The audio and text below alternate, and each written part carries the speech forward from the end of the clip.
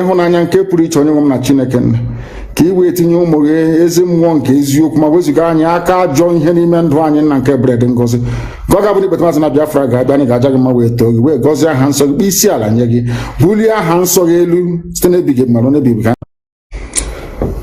Good morning, wonderful people, great Biafrans, and those sensible Nigerian youths, our listeners, lovers of freedom all over the world. We welcome you to this very special edition of our question and answer session on this very day. I believe that today's date is the 22nd, if I'm not mistaken, of January in the year of our Most High Elohim 2020. The time now is approximately 3 minutes past 9 a.m. in the blessed land of Biafra. As it is customary with us here, I say good morning, good afternoon, good evening, and good night to some of you, because I recognize that right across the surface of this very planet Earth, people are listening to us this very morning, even those of you from California in USA. I dread to think what time it is up there right now, but all of you are awake and you're listening to us, and I say welcome to each and every one of you. As always, we preach the gospel of redemption, the gospel of hope. We lecture, we educate, and we tutor on this very noble platform. And this morning is not going to be an exception to that very rule. I do know that some of our relay stations are having issues with retuning because there's quite a lot of them. But I do hope that some of you are listening via IPOB community radio. We are on satellite. We are also simulcasting this live on Facebook. If you are suppressed and you cannot join us, please go to Radio Biafra app as well. There you can also participate and listen to us. It's going to be an interactive session this very morning, because we recognize that some people have very pertinent and urgent questions to ask, and this morning we shall endeavor to field as many questions as possible, but you can only ask questions via Twitter. I think the link is on this very page, beneath this very page. If you go to Twitter and you ask us any question, very shortly I'll be joined by my principal secretary, Uchenna Okorafo, and then she'll read out the questions and we should.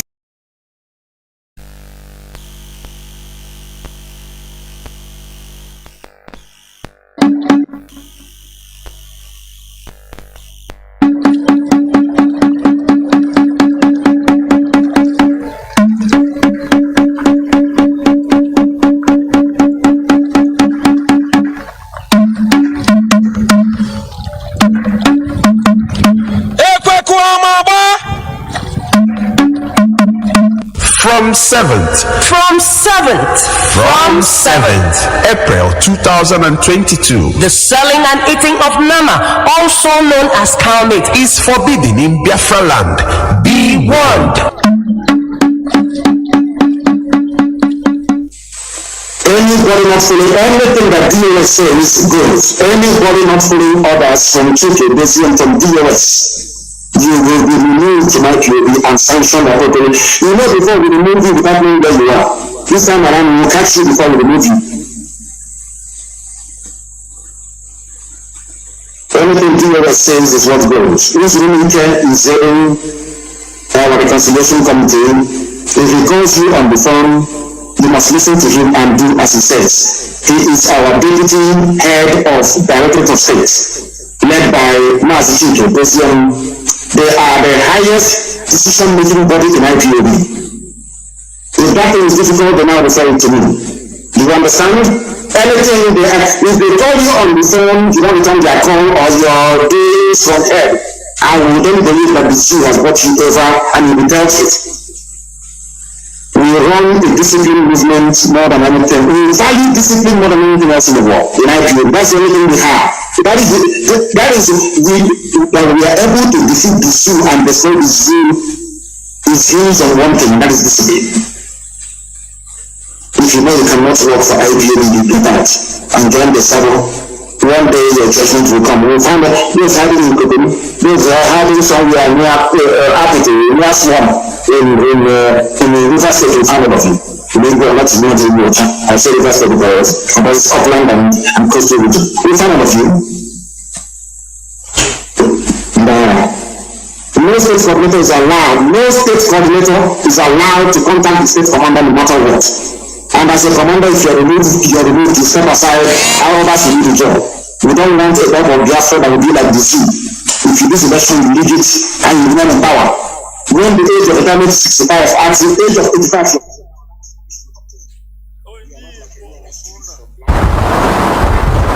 see the force of which Nigeria only Buna. See the force of which Nigeria at 2023. I'm telling you, because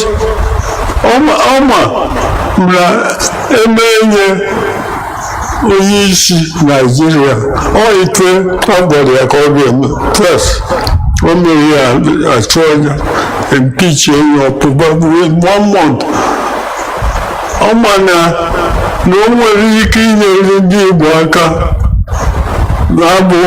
the also constitution.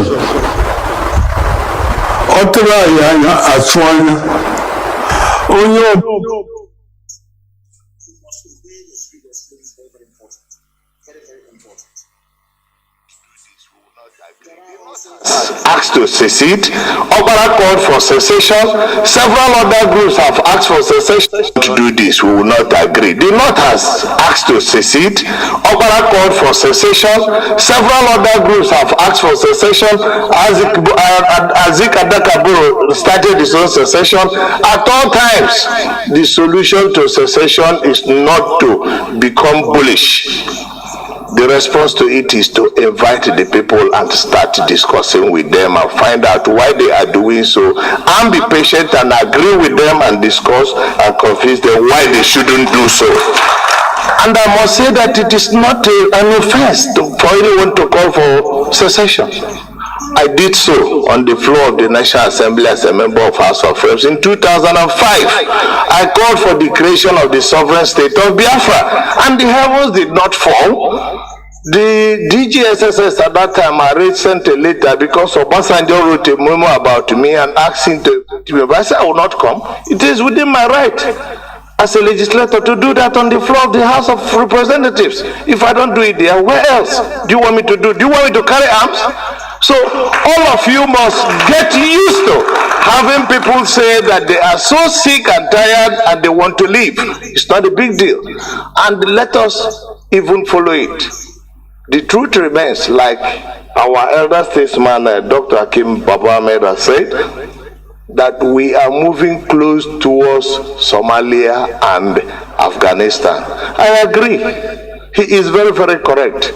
The only difference between him and I is that I want to opt out of it. I don't want to wait until we get to Somalia, because we are moving too fast towards Somalia. When we get to Somalia, it would have been too late.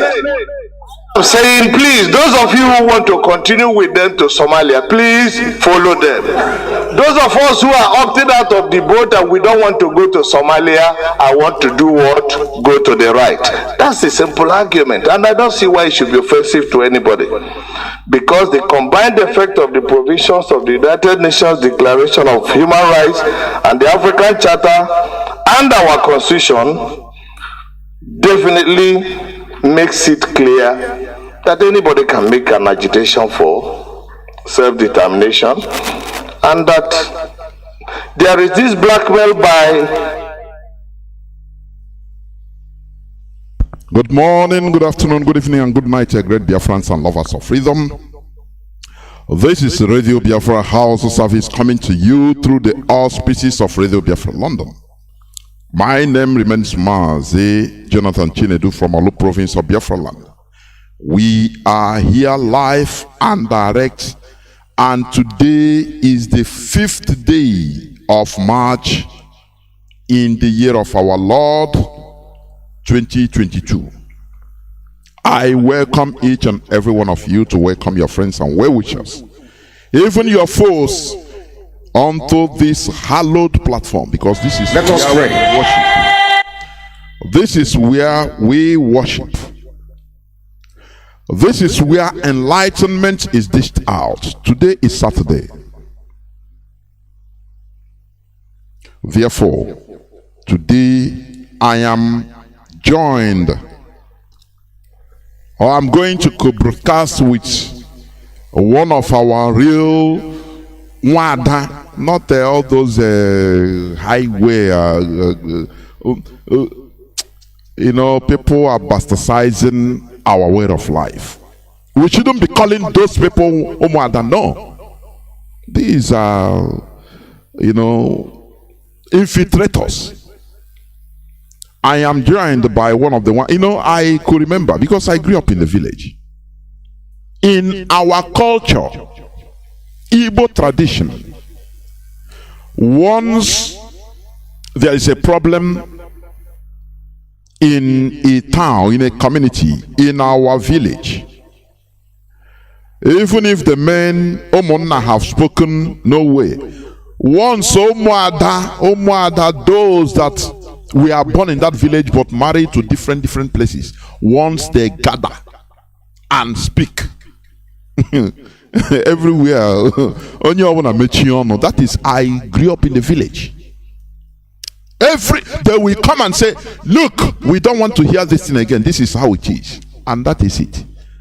Oh, yeah, not when we call useless infiltrators, they don't merit that name, please. That's why I don't call them that. I'm here joined by one of us, Wada Mariam Heather. Please introduce yourself before I go on, please. Welcome to the program. Good evening, Mazi Johnathan. Thank you very much and God bless you. My names are Marian Casey Hader, and I'll be reporting from Maryland in United States, and I'm proud to say I am an Igbo-speaking Biafran. God bless you. I am looking forward to an explosive, interactive, educative period, because you are one of those, even though collectively, all of you broadcasting under the platform of Radio Biafra, I call all of you institutions. So thank you. I'll proudly today accept what you call me. I am Wada. God bless you. Wada speaking, not the I don't call them Wada, never, because they are infiltrators to destroy. Wada, they build up. In truth and honesty, I could remember it. I grew up in a village. Therefore, once again, I welcome each and every one of you to today's edition of Radio Biafra HAUSA-SERVICE, coming to you through Radio Biafra London. Today is the 5th day, 05 of March 2022, according to Gregorian calendar. That is what we are following. Today, we are going to speak on religion. From time to time, we must put mouth, because people that are telling us to run away from religion, I don't know, are we going to run away to where? And until when? It's inevitable, because it's part of us. So today we are going to talk about religion and humanity. But before I continue, please, I want to announce to all and sundry that our FM is also restored and speaking now in Ihiala and environs. Please, you can hear our voice via our radio FM in Ihiala. And when the lines will be opened, I will love people to call from that side to confirm that they are receiving our broadcast live and direct. We are working. Therefore, as I said, today we are going to talk about religion. Today is Saturday. Yes. We don't shy away from issues like this. We have been speaking about it, and we are going to also talk about it today. Religion and humanity is going to be the topic of our discussion today. Before I continue, let us pray. Let us pray.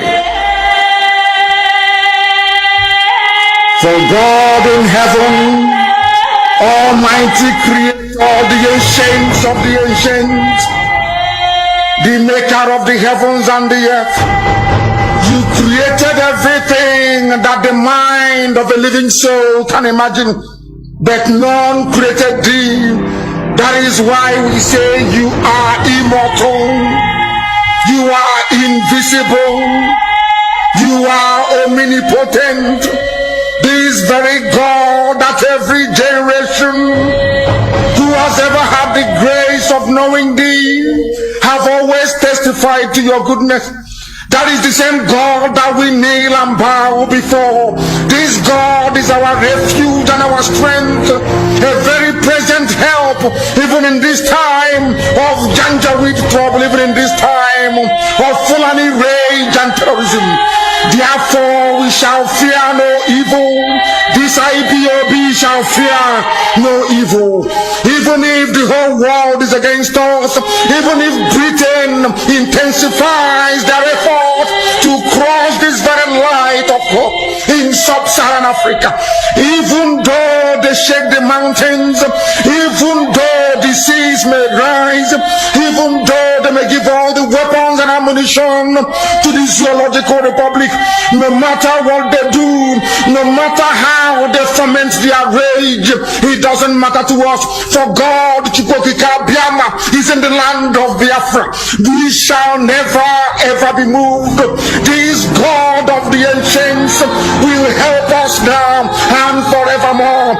For Biafra shall come, and this Lord of hosts is with us. The same God of Jacob, this same God of Shadrach and Meshach and Abednego, this God that never abandons his people, this same God is our refuge, and we proclaim it unashamedly that this God that we kneel and bow before, we shall worship thee. For Biafra is your promise, your word is yea and amen. Instead of your word not to come to pass, heaven and earth will cease to exist. Upon this very hope we anchor all our belief that Biafra shall come in our time, and we pray that it come this very year, that your glory may be made manifest in the lives of men, that we may kneel and bow before thee.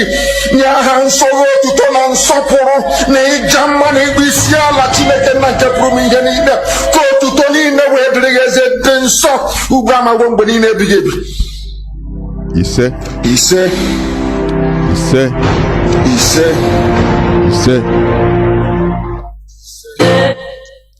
Once again, I welcome each and every one of you to today's edition of Radio Biafra HAUSA-SERVICE.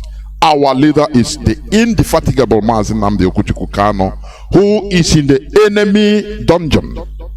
Make no mistake about it. Our leader must be released. We don't beg for our right. Our leader Mazi Kanu was extraordinarily renditioned by the Nigerian government. They committed international crime. Extraordinary rendition. They did it with the collaboration of Kenya. It is now for Kenya to deny.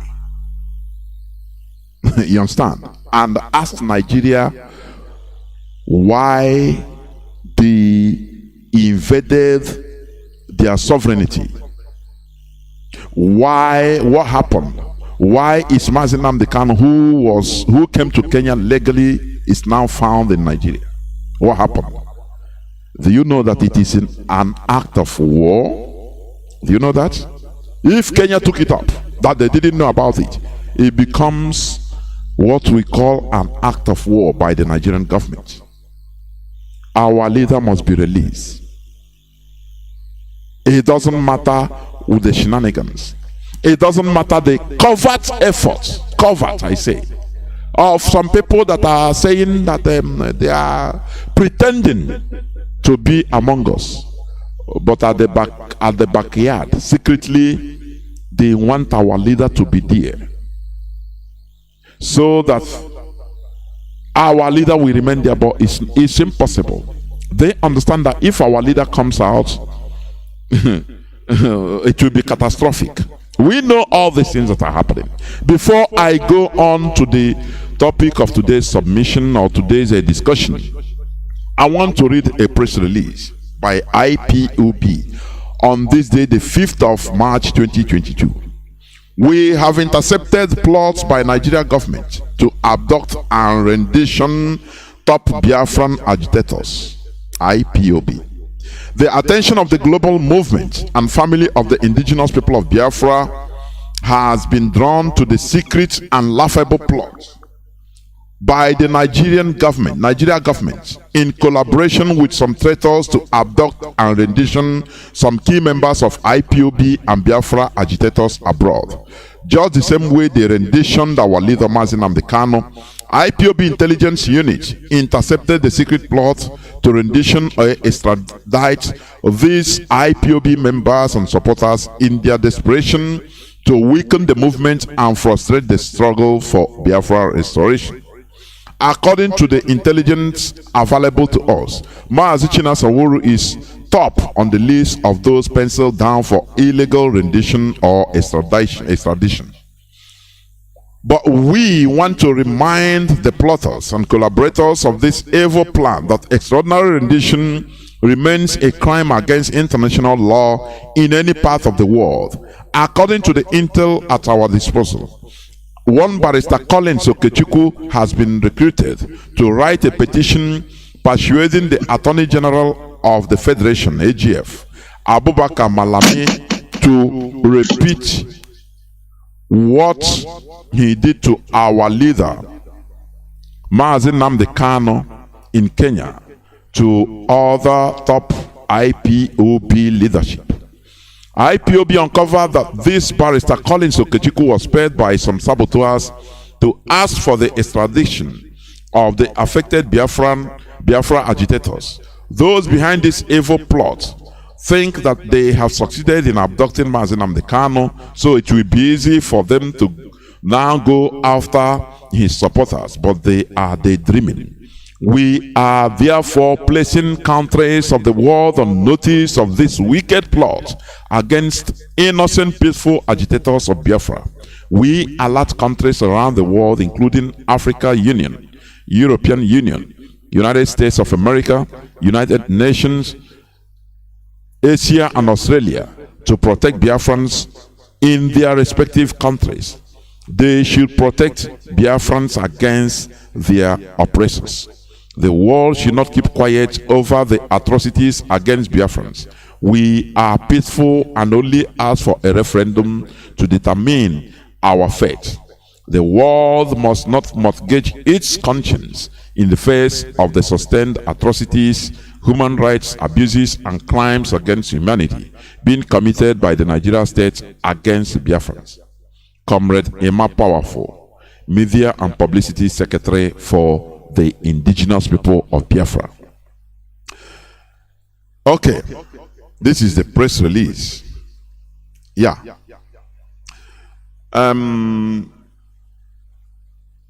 As I said, today we are going to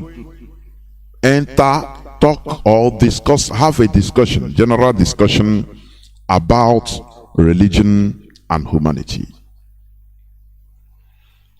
Before I continue, let me reiterate on my usual comment. Please stop calling these people the House of Fulani. There is nothing like House of Fulani as a people, or as one entity, or as one tribe. No. This is a great deception. meant at branding the Hausa and the Fulani together, so that the Fulani will continue using the Hausas to their advantage while turning them into slaves. You know what they want to achieve in Nigeria? They want to achieve, the caliphate, the Fulani caliphate. They want to forcefully corrupt every indigenous tribe in that zoo called Nigeria, so that tomorrow you will have Yoruba Fulani, Igbo Fulani, Bachama Fulani, Kanuri Fulani, and at long last they become the majority. So we understand this their long time agenda. That is why we also expose all this their agenda to the public. Stop calling them House of Fulani, please. Do you remember one time when they spoke, the Mietiala? They spoke to the Yorubas. They say, in their phrase, I'm paraphrasing, they said, you remember Fulani and Yoruba are, their relationship is master and slave relationship. Have you forgotten? They are the masters, the Yorubas are it's on the public domain, are the slaves. That is the way they take everybody. What gave them the audacity in order to continue doing what they are doing in Nigeria, the caliphate, is this. They thought that during the time of Ottoman Danfodio, he used religion, which we are going to discuss about today, because religion is also a weapon. They weaponize religion. Ottoman Danfodio single-handedly weaponized Islam and manipulated the mentalities of the Hausas, and they turned against each other. Who is the winner today? The Hausas, that the owners of the land, a whole big large Hausa race that was part of Songhai Empire. Hausa race that were civilized at that time. One of the highest civilized places in Africa in that medieval period, because as of that time the Hausas, they were exporting textiles even to the Arab world, coloring them. They were manufacturing gunpowder, blunderbusses, that is all these muskets, them guns. As of that time, when you are hearing it, you think it's nothing.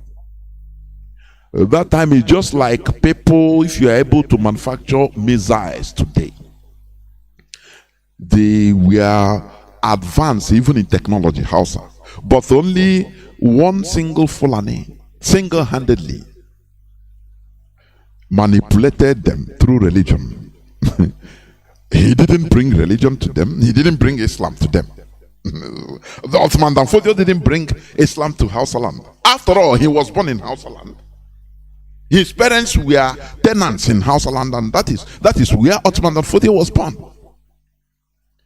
And he tactically used religion to manipulate the Hausas. Many Hausas have been Muslims that time, because they were converted through trading, mixing with the other Africans, African Muslims and Arabs. But Ottoman Danfodio came and deceived them, telling them that, your leaders are not practicing the right Islam. So they turned against each other, killing them. He brought hatred. He severed the umbilical cord that joined the Hausas together, and the things fell apart in Hausa land.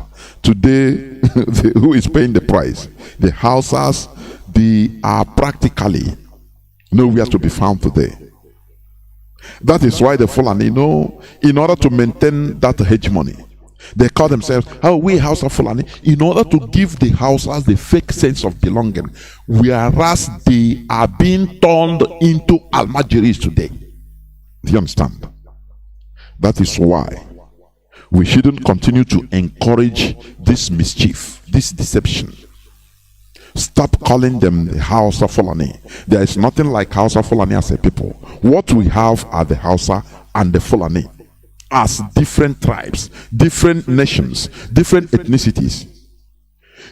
The history of the presence of the Fulani in Hausa land only came during the early 19th century, 1804.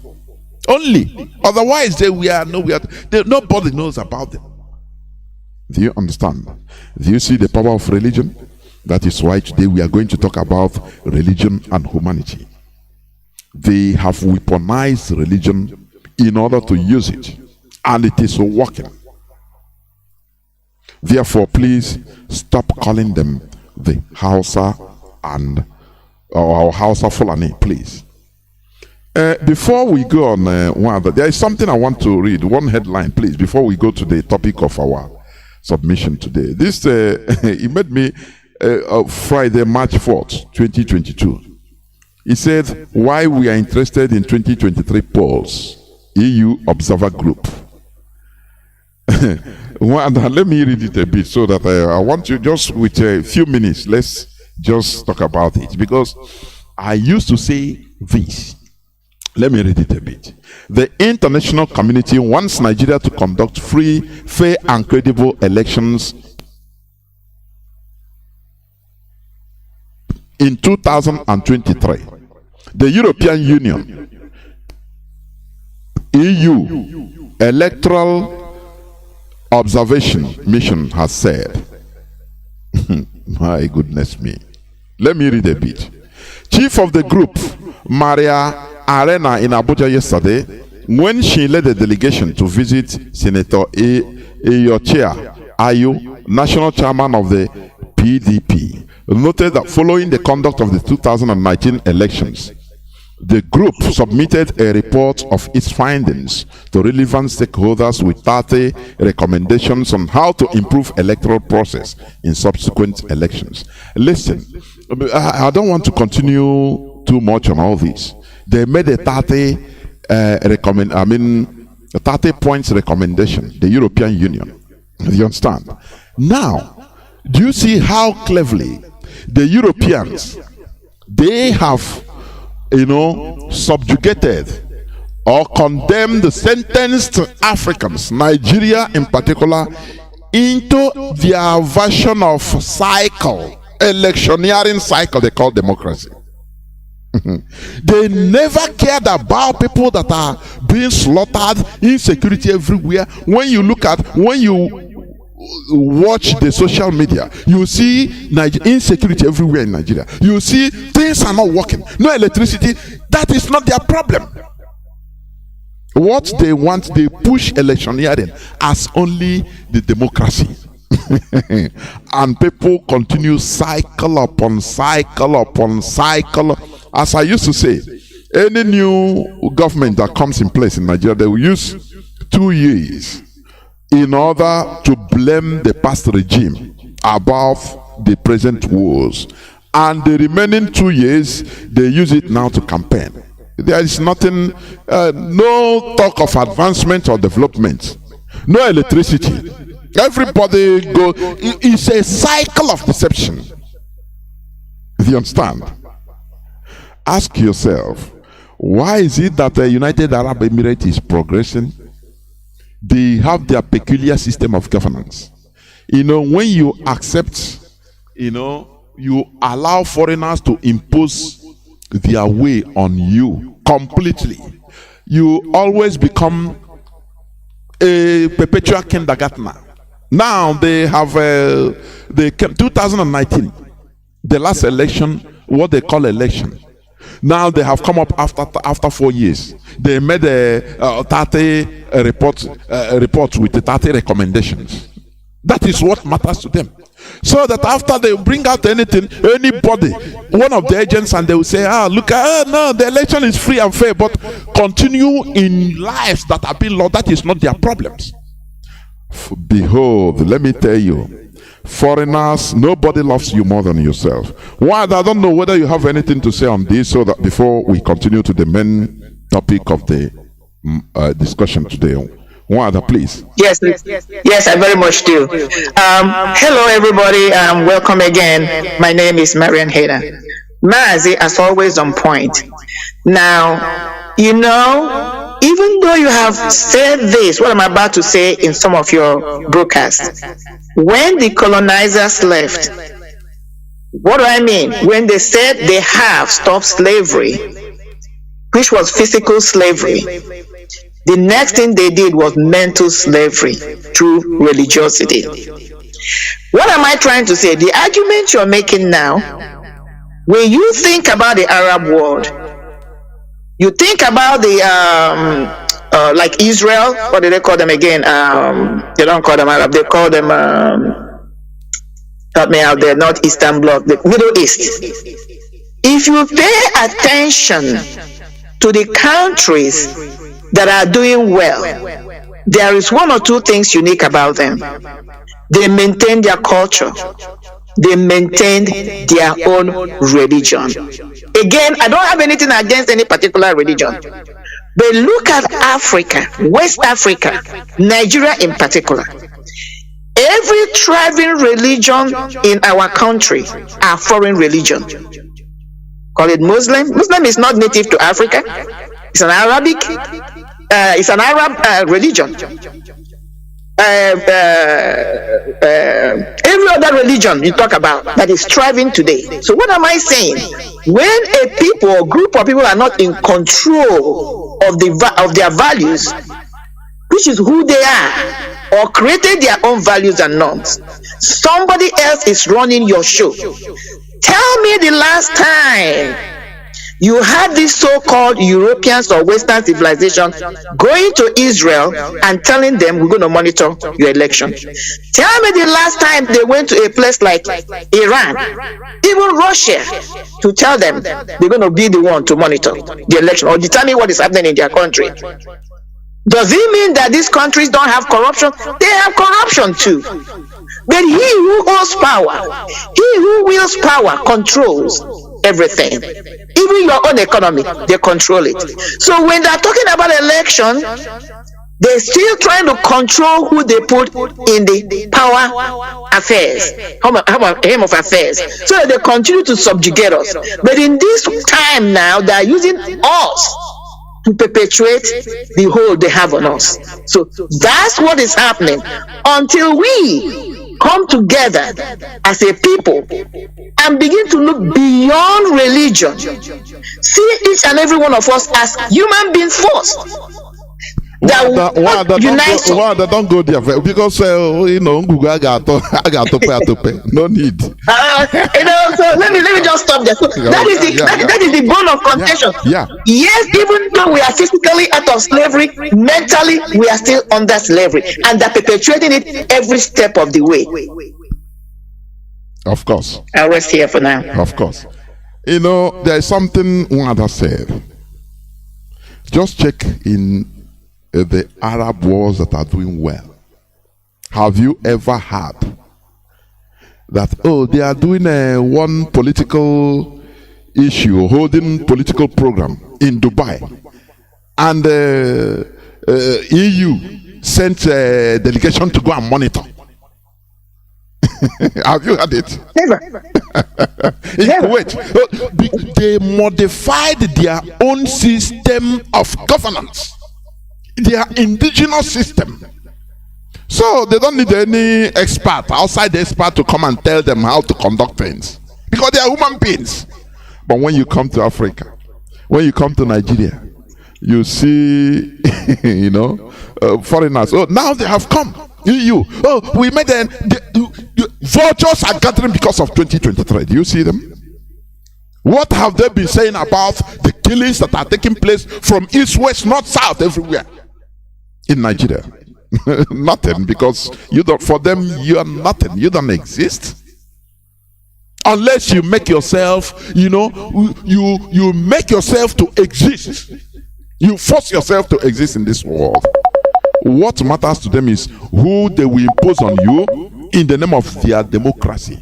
And after, you see monkeys and baboons and orangutan will be go and vote. Yeah. What is voting? Is that shenanigan? Do you understand? So we must continue.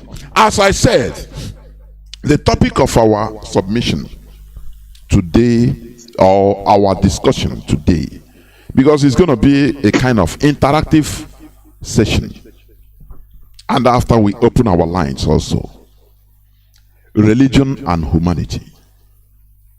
Religion and humanity. I've treated this about religion here several times, but we will never cease to talk about it, because it's also part and parcel of our worries. Do you understand? Our problems. Do you understand me? Okay. As we know, religion is a particular system of faith and worship. Note that phrase, particular system. That is what you need to take out from there. A particular system of faith. You can come out now as a human being, who you are, start your own religion, your own particular system of your faith. And you publicize it. You sell it to the world anyhow. Before you know, you start getting adherents. People will start believing and showing that this is the way. That it becomes a religion of its own. It is simply a human activity. That is the truth about it. It is a human activity. So it's not something that fell from heaven. Do you understand me? Let me also reiterate. When you talk about, we talk about religion. Religion is an English word. And according to history, this modern word, religion, comes from a Latin word they call religio. People that speak Italian might correct me in my pronunciation. Religio. In the ancient and medieval world, this Latin word, the root, religio, was understood as an individual virtue of worship. Individual virtue of worship, never a doctrine or practice or actual source of knowledge. No. The modern concept of religion is an abstraction which entails distinct sets of beliefs or doctrines in a recent invention in the English language, since such usage began with texts from the 17th century. Due to the splitting of Christendom during the Protestant Reformation and the more prevalent colonial or globalization in the age of exploration, which involved contact with numerous foreign and indigenous cultures with non-European languages. I hope you people are listening to me. It was in the 17th century that the concept of religion, that is the word religion, received its modern shape, despite the fact that the Bible, the Quran, and other ancient sacred texts did not have a concept of religion in the original languages, and neither did the people or the cultures in which these sacred texts were written. Listen, for example, they give example, they say, the Greek word treskeia, which was used by Greek writers such as Herodotus and Josephus, and is found in texts like the New Testament, is sometimes translated as religion today. However, the term was understood as worship well into the medieval period, which means this word religion, it was recent. The way it was contextualized changed. is recent, right from 17th century or early 18th century. You know what this text is talking about is before this world. It doesn't really necessarily mean what we term it to be today. It only means worship, and everybody, every culture worships in their own way. That is the only thing. Let me give you an example. You know, like in the olden days, our ancestors saw our ways of worship, which we call religion today, as part of our culture and tradition. And there were mutual respects of different people's traditions and culture. I don't know whether people understand what I mean. In the olden days, before the advent of the Europeans in our land, our ancestors saw, they never see this religion. You know, religion is what we have, is our culture. That is why in Igbo language, in our own word, we call it omenala, culture and tradition and ordinala. Now this word religion, you can see that it never have a single worded Igbo translation. What we call it is okpukperechi, which means it's a description. But when you have omenala, ordinala, is our word that has been there, which means our ancestors never even see religion as something you can change from one set of people to another or impose on others. They saw it as absurd, because religion should be part of people's culture. It's their culture, their way of life. That is why when the Europeans came, they started talking about one thing, religion, one person. They said, but they saw it as absurd. It happened to the Japanese also. That is why the Japanese resisted, because they didn't have this word religion. They didn't have it that time. The Japanese, they saw, the way you grow up is part of you, it's your culture. And they know that every morning an elder, the father, will go out on the doorstep and will give, do, what do you call it? Is it ablution or prayer in our own way? It's part of us. So it's not something you impose on others, neither others to impose on you their own system, their own ways. No. But all of a sudden, other people from strange land, they came and started telling our ancestors this and that, that what you are doing is evil. The shock and the surprise, they couldn't get out. They say, what is happening? After all, these people should respect us. It's our way of life. Now, our way of life is our religion. I don't know whether people understand what I'm saying. Mazi, if you don't mind, please go. Can I help out a little bit here? You know what you first referenced. Let me go to Wikipedia and bring more highlight to it. It says, religion of humanity is a secular religion created by Auguste Comte between 1798 to 1857. That's what you were referencing. Because before that time, like you're trying to explain, people worship God. It was an individual thing or a family thing. It was not organized. So it was from this period they began to have what you call organized religion. But let me interject quickly, then I yield back to you. Every day, rightfully, our people who believe in what we are doing, which is the restoration of Biafra, are saying University of Radio Biafra is our religion, and that is where we worship. Do they really understand what they're saying? They are right. But what they have to know is that history is being made. A new dawn of religion is unfolding before our own eyes. This is how all these things started. Of course. Because when you say religion, that's where you hear. Religion is what gives you hope. It's a gateway to take you to your promised land. That is where you hear the message of hope. That is where you hear things that makes you to know that there is God. But now we are not doing it individually, which is what the white man and the government of Nigeria came and did after the war. They scattered us. We became individual set of people. We are no more thinking collectively, and that was how they overcame us. But thank God today, Mazi Nnamdi, in infinite wisdom, he has come now to organize us.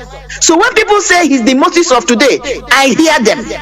Just like Moses organized the Israelites. That was when that religion started taking shape.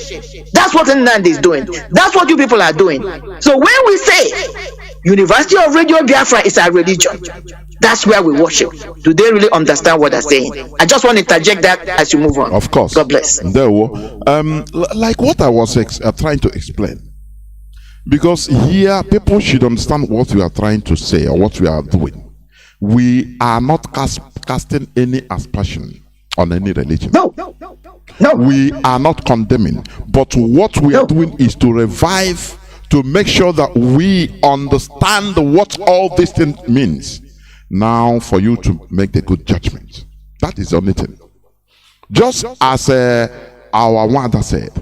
Let me continue. Like I say in the Quran, the Arabic word din is an Arabic word. It's often translated as religion in modern translation.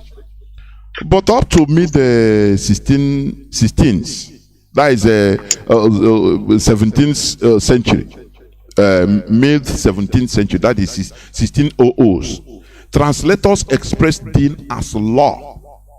You see, before. But today in Quran, they translate it as a religion. Because this thing, it didn't have time, it wasn't like this before. Even the 1st century AD, Josephus and had used the Greek term Iodesmos, Iodiasmos, which some translate as Judaism today, even though he uses it as an ethnic term. Now, the issue is this. Do you see the name of a religion? They call it Judaism. It's just like when you say Igboism, it becomes a religion. For example, Jews it's just a people.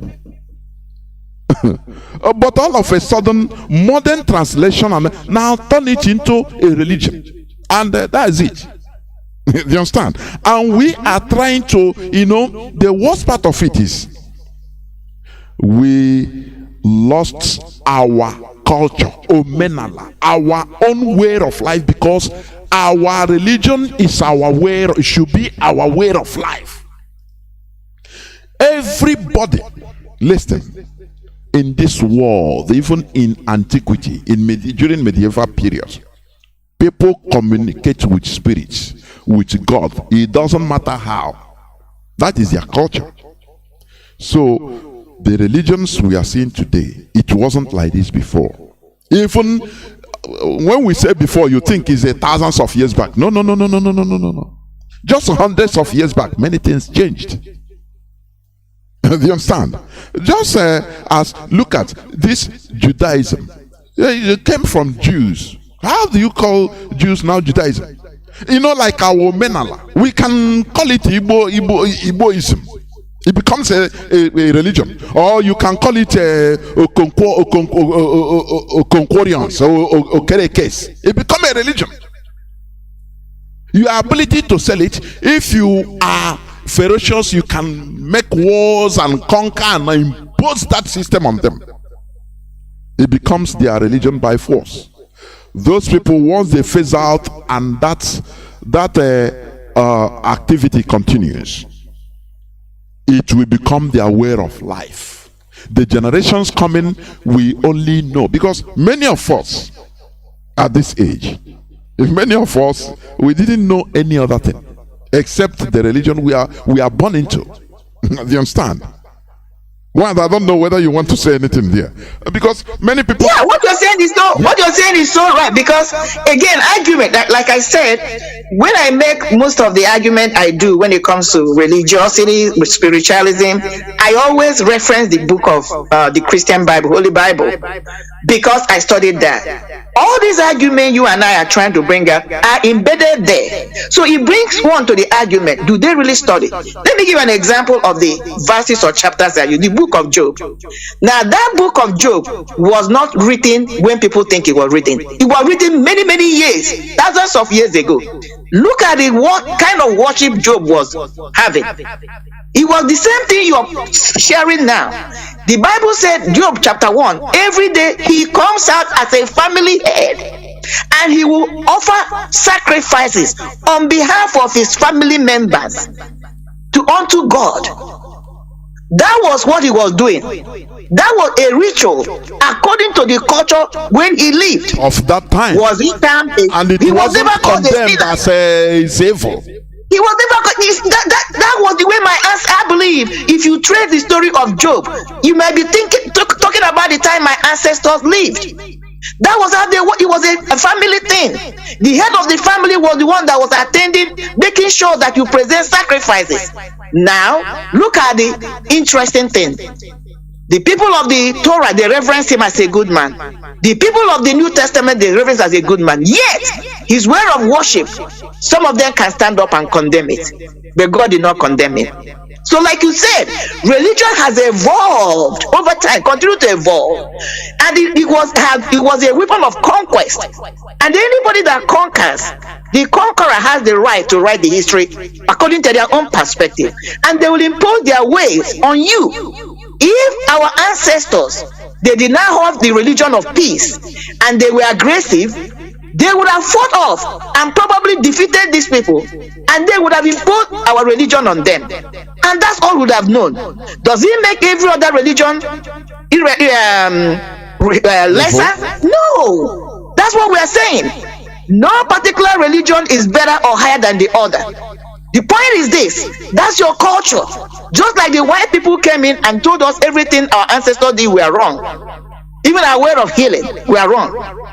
And we bought it because they were defeated individuals. Today, white men are going back to Africa to learn the same thing they rejected. So, what you're doing is an eye-opener. As we continue to go, we have to understand that this topic you call religion and humanity, we must explore the connection. And if you allow me, I can speak briefly, then I hand you over to you. Go on. Okay, according to what Wikipedia said, one of the main reasons we have religion is for self-development and betterment, which you spoke on. It says, since man is thrown into existence with other social beings, his religiosity directly and indirectly affects other social beings.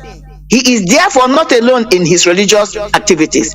Thus, there is a relationship between religion, ethics, and humanity. Religion is the quickest and easiest thing to organize a society. So that's one of the reasons religion affects humanity. So we must understand that, and that religion helps in creating an ethical framework, and also a regulator of values in day-to-day life. That is why it was the best equipment or weapon the white man or the colonial masters used in keeping us down. Because if you go to the Bible and study it, they will use one section of the Bible to hold you and I down. But on the other hand, they will use the same scripture Bible in some other section where it benefits them to continue to hold us down. One of them is like, servant, obey your master. What kind of God will make another fellow human being a slave? I'm going to yield from now. Okay, Wanda. When we talk about this religion, many people or some people might be misunderstanding. What we are trying to do is to expose all these things to our people so that you make the decision. Yes. Because you cannot, there is no rationale behind a foreigner coming to my land. Using me to kill my brother or to sell my brother to him as a slave. They killed us. Now they impose their own life, their way of life, in the form of religion. Not only that, now they convince me to turn against my own culture, that my culture is barbaric. Is there any sense in it? I don't, sometimes if I reflect about it, I cannot understand. I say there is no sense in it. Because convincing me to turn against my own way of life, demonize it. Whereas those people, they are the people that are killing us. Because you know what? No foreign religion has been imposed on people just out of a bed of roses. It's out of by force. Whether Islam, whether do you think that if it's really something good like that way they think it, that they will come and give it to other people that they bought as ordinary objects? Is it reasonable to believe? No. How can you believe it? We that live in diaspora knows better. When was the last time the Western civilization takes themselves to Africa and show you the secret how to make aeroplane, share with you the secret how to build nuclear bomb, share the secret on how to make weapon of mass destruction, even share the secret of how to make money? No. But what they will show us when they claim they love you is that particular or those things that can continue to keep us in perpetual bondage, because the whole idea is to continue to enslave us and to continue to exploit whatever we have. But it's happening before our own eyes. Let's not, we keep going back like hundreds, 2,000 or 2,000 years ago. It looks like somebody is making stories up. What is it that we are fighting now in Nigeria and Biafra? The main core of agitation is that a set of people with their own belief and religion are trying to what we call Islamization. Isn't that what we are trying to resist? Is one of the things. Because if we do not put up this fight in the next 100 years, it may even be less than that, there will be nothing like Christianity or any other religion in that country called Nigeria. But look at the time Uthman Danfodio made that prediction. Look at how far back he started this campaign. But what is it that is making them, have emboldened them? Consistency. But we continue to play, thinking it's a joke. That's the fight we are in now. The Islamization, the Franization. This is a cultural thing. Because when you talk about religion, Islamic religion is a foreign to our people. They are native to Arab countries. That is why the Arabs are supporting them. Because they the same way, if I may interject, it's foreign to our people. Do you know that it is the same way that this imported Christian religion from Europe was foreign to our ancestors?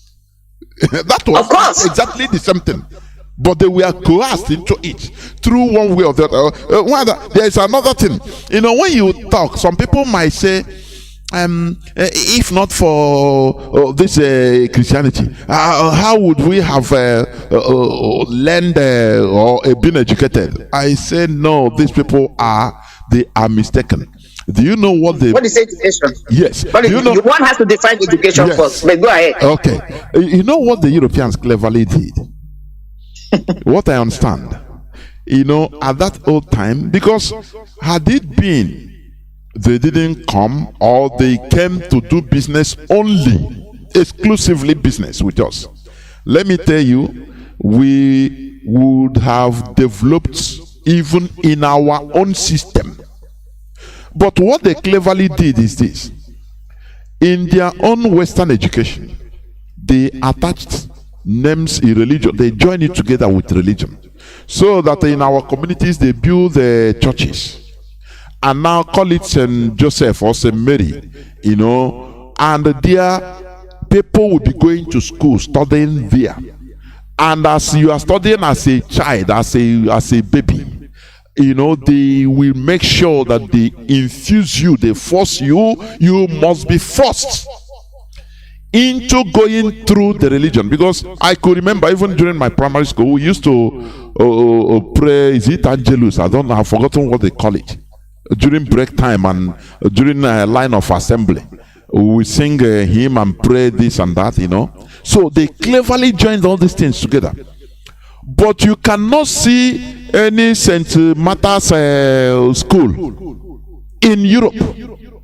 That, you know, but in Africa, that is what one clever thing they did, so that in the mindset of people, they will tell you, if not for this religion, how we couldn't have gone to school or obtained this education, which are two things. It's not true. Like what you said about this Islamization, and you know, our people, when we call it Islam, hey, everybody becomes is something strange, because that was not our way, our system. Okay, that is exactly the same way our forefathers felt, you know. And the Fulani, what they are doing is Fulanization, clever way through Islamization. Why don't go on, please go on. Yeah, because even when we talk, that's another point that I would like our people to think through. When, again, I'm not bashing any religion, I'm here as a neutral person. When you speak about Christianity, let them ask themselves, to what country is Christianity should be native of? It's not Rome. It's not Rome. The same thing the Fulanis are trying to do to us, that was what the Romans did. The origin of that religion is from the land of Israel. Whatever you may call Israel. That was the origin. But what happened was the Romans hijacked it, took it to them, changed it. And then it became Roman Catholic. That's when they injected their own way of life.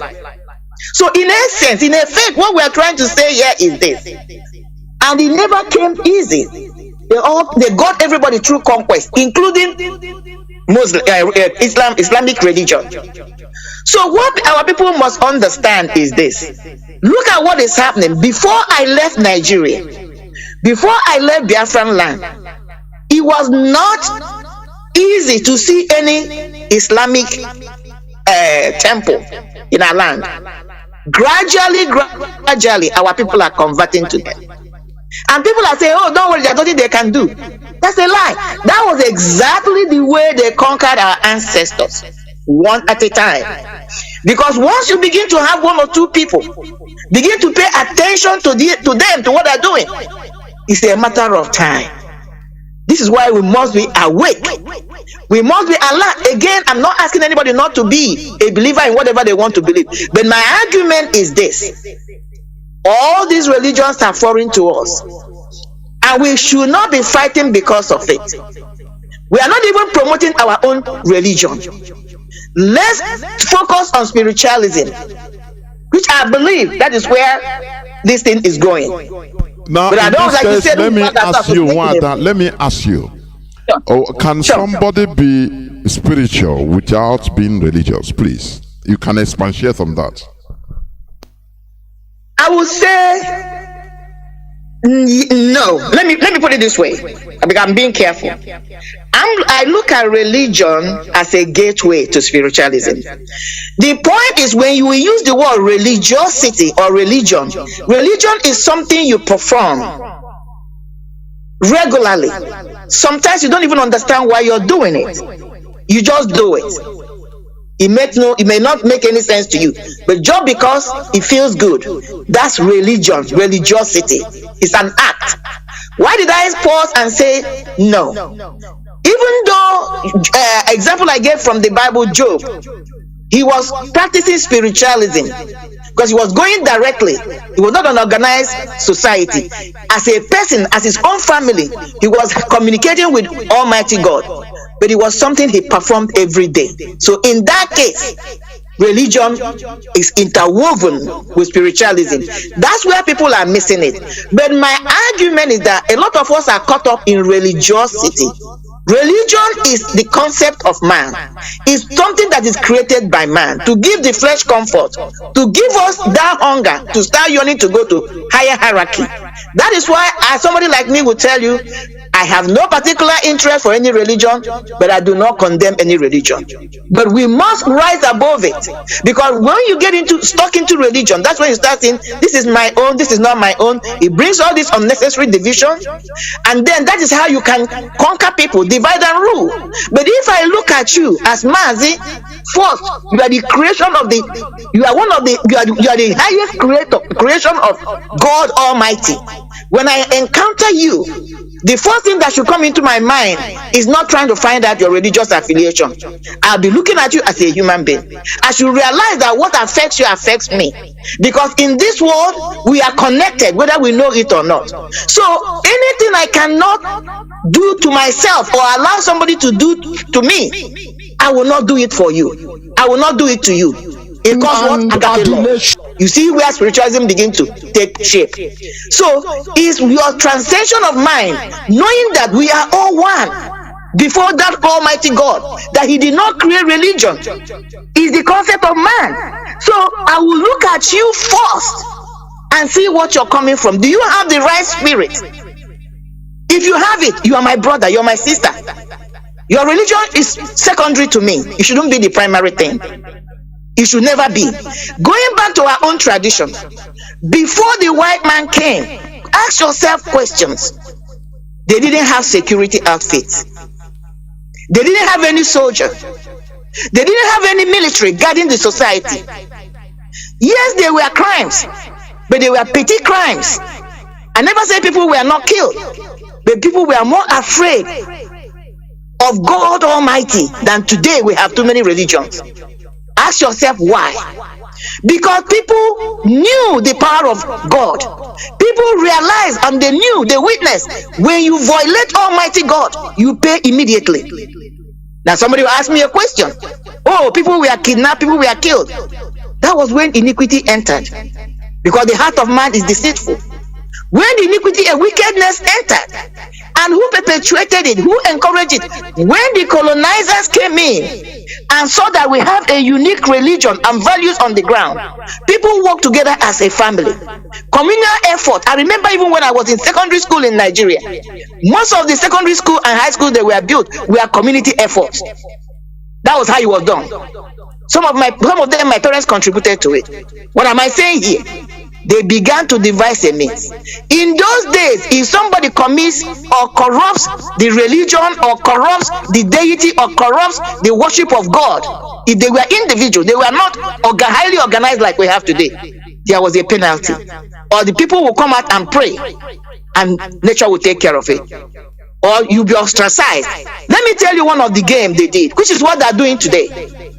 When you commit those atrocities and you're asked to come and pay penalty or repent, the white man, the colonizers went behind and told you, you didn't have to do that. We have a God. All you have to do is say, hey, forgive me. They will take you and put you in a school. They will pay your school fees. That was where the rebels started. That was how we started having all these high chiefs. These what do you call paramount chiefs? Warrant chiefs. We didn't have them. These were ex-criminals. They found a hiding place in this new religion. But the same people that brought the thing to, that is why we must go back to history. Most people that founded America, it was almost the same game plan. When they were expelled from Britain, they came down here and started a new colony. They took that same playbook, came to us. So now that encouraged people to continue to commit crime or criminality. And those who were trying to implement the law of the land, the guidance of the land, demonized them. They demonized them and even imprisoned some of them. It was a matter of time. Evil became a norm. That was what happened to us. And that's what we are trying to unravel. To understand that our ancestors were not stupid. Anybody talking about we couldn't have gone to school?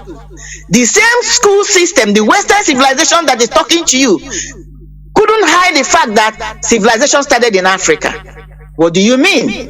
If my ancestors were so dumb, if African ancestors were so dumb, they were the first to develop the first writing ever known to man. Some of the edifices, some of the structures they put together, today, science is still trying to unravel them. They cannot. The same people that are telling you that your ancestors were stupid, didn't know anything. I'm a student of Egyptology. There was this great healer called Imhotep. Imhotep was such a healer that even when he died, people were excavating his bone, drinking it. When they grant it, they drink it, believing that it has healing powers. Imhotep. This man was, Isis were the first people that performed surgery through their embalmment procedures. Some of the things our ancestors came up with have been hidden today. That is why we must go back to history. Even though a lot of them have been hidden, we must go back, re-educate ourselves. Because when you know who you are, then you can stand tall and tell your story from your own perspective, Mazi. I yield for now. Okay. You know, like when we talk about religion, as I used to say, many people will start thinking about the known world religions or the most popular ones, Christianity, Islam, Judaism, this and that. No. Also, religion is simply the culture of a people which guides their daily lives.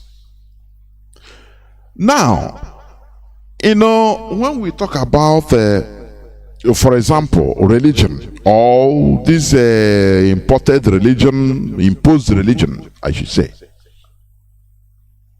we are not castigating, but we are laying out facts. Some people will say, oh, if not for this church, I wouldn't have succeeded. No. You know, there's something in human being.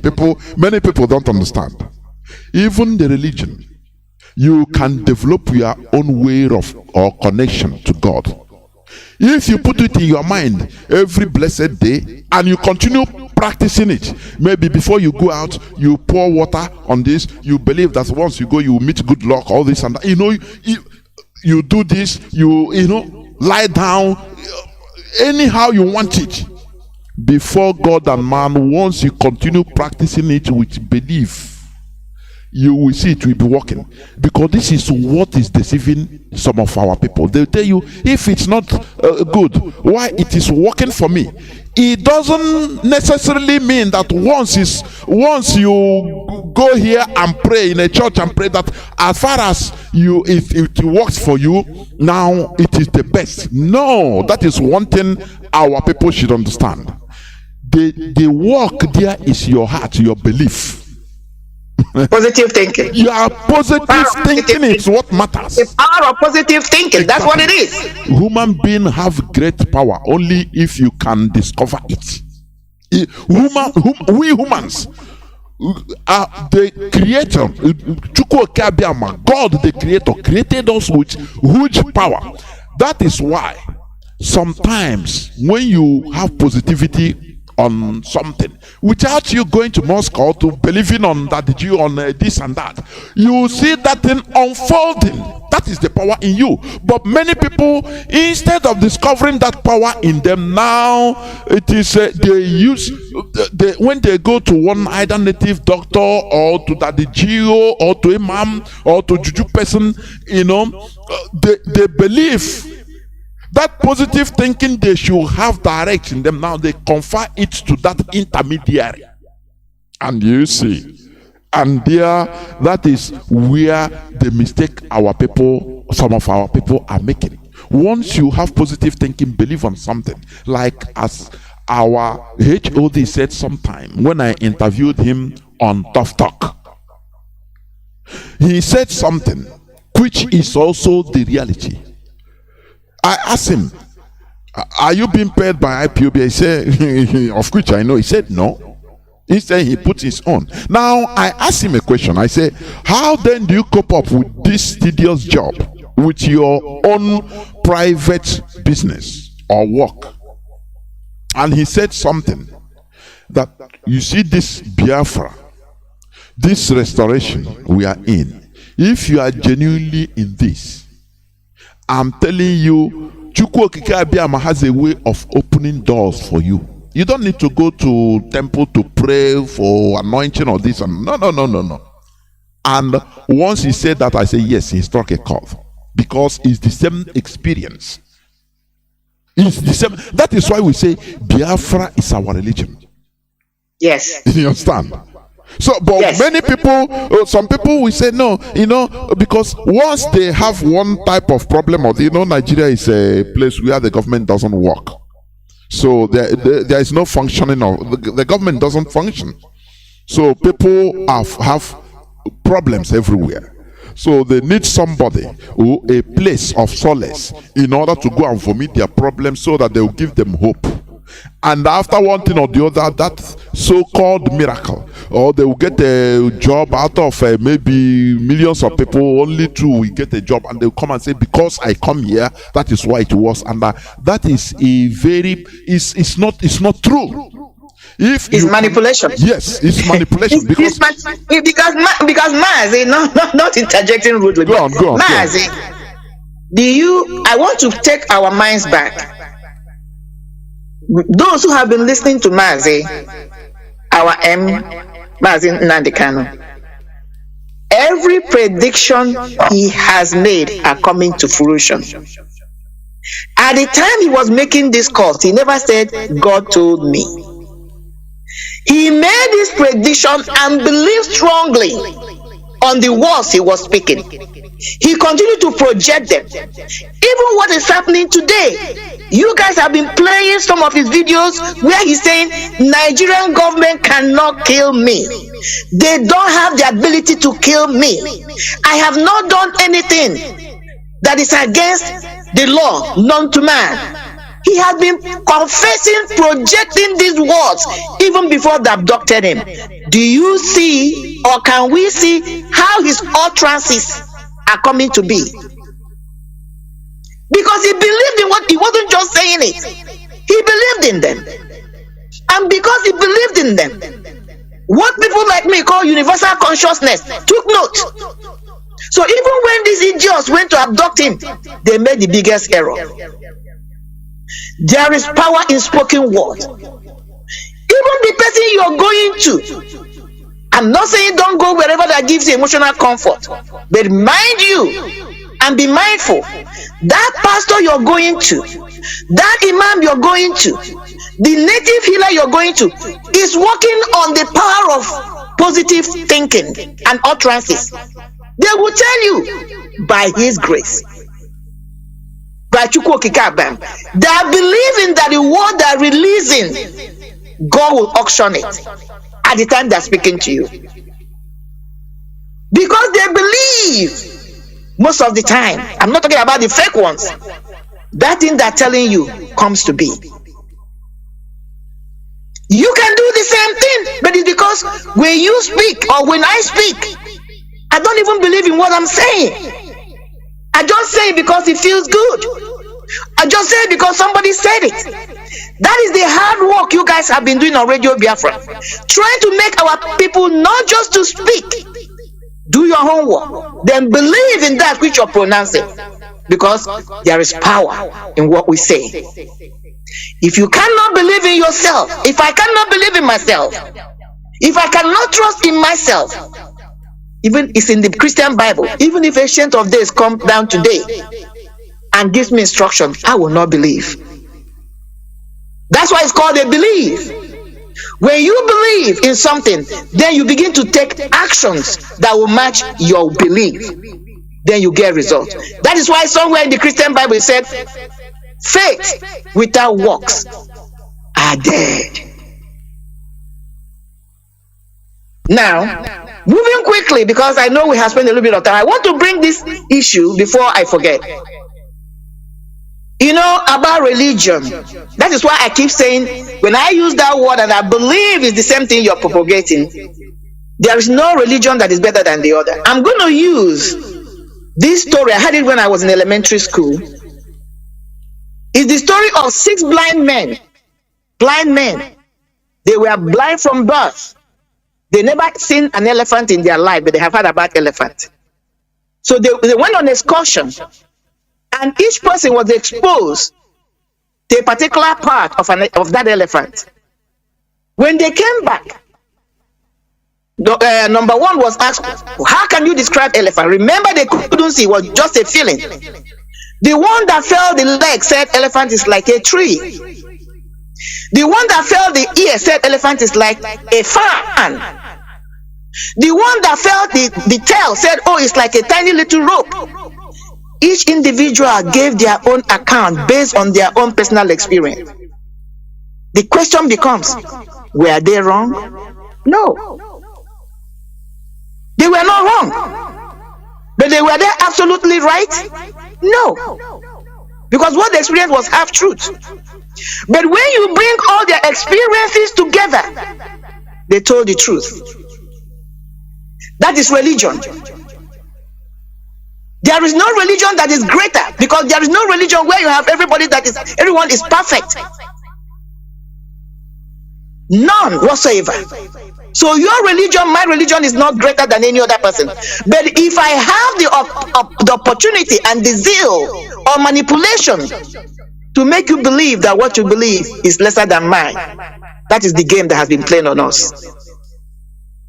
And I hope we wake up and realize that God is the God of all. He's not respecter of any religion. He didn't create any. Mazi, I yield. Okay, going on, because I will open our line in no distant time, but I want to stress, yes, sir, that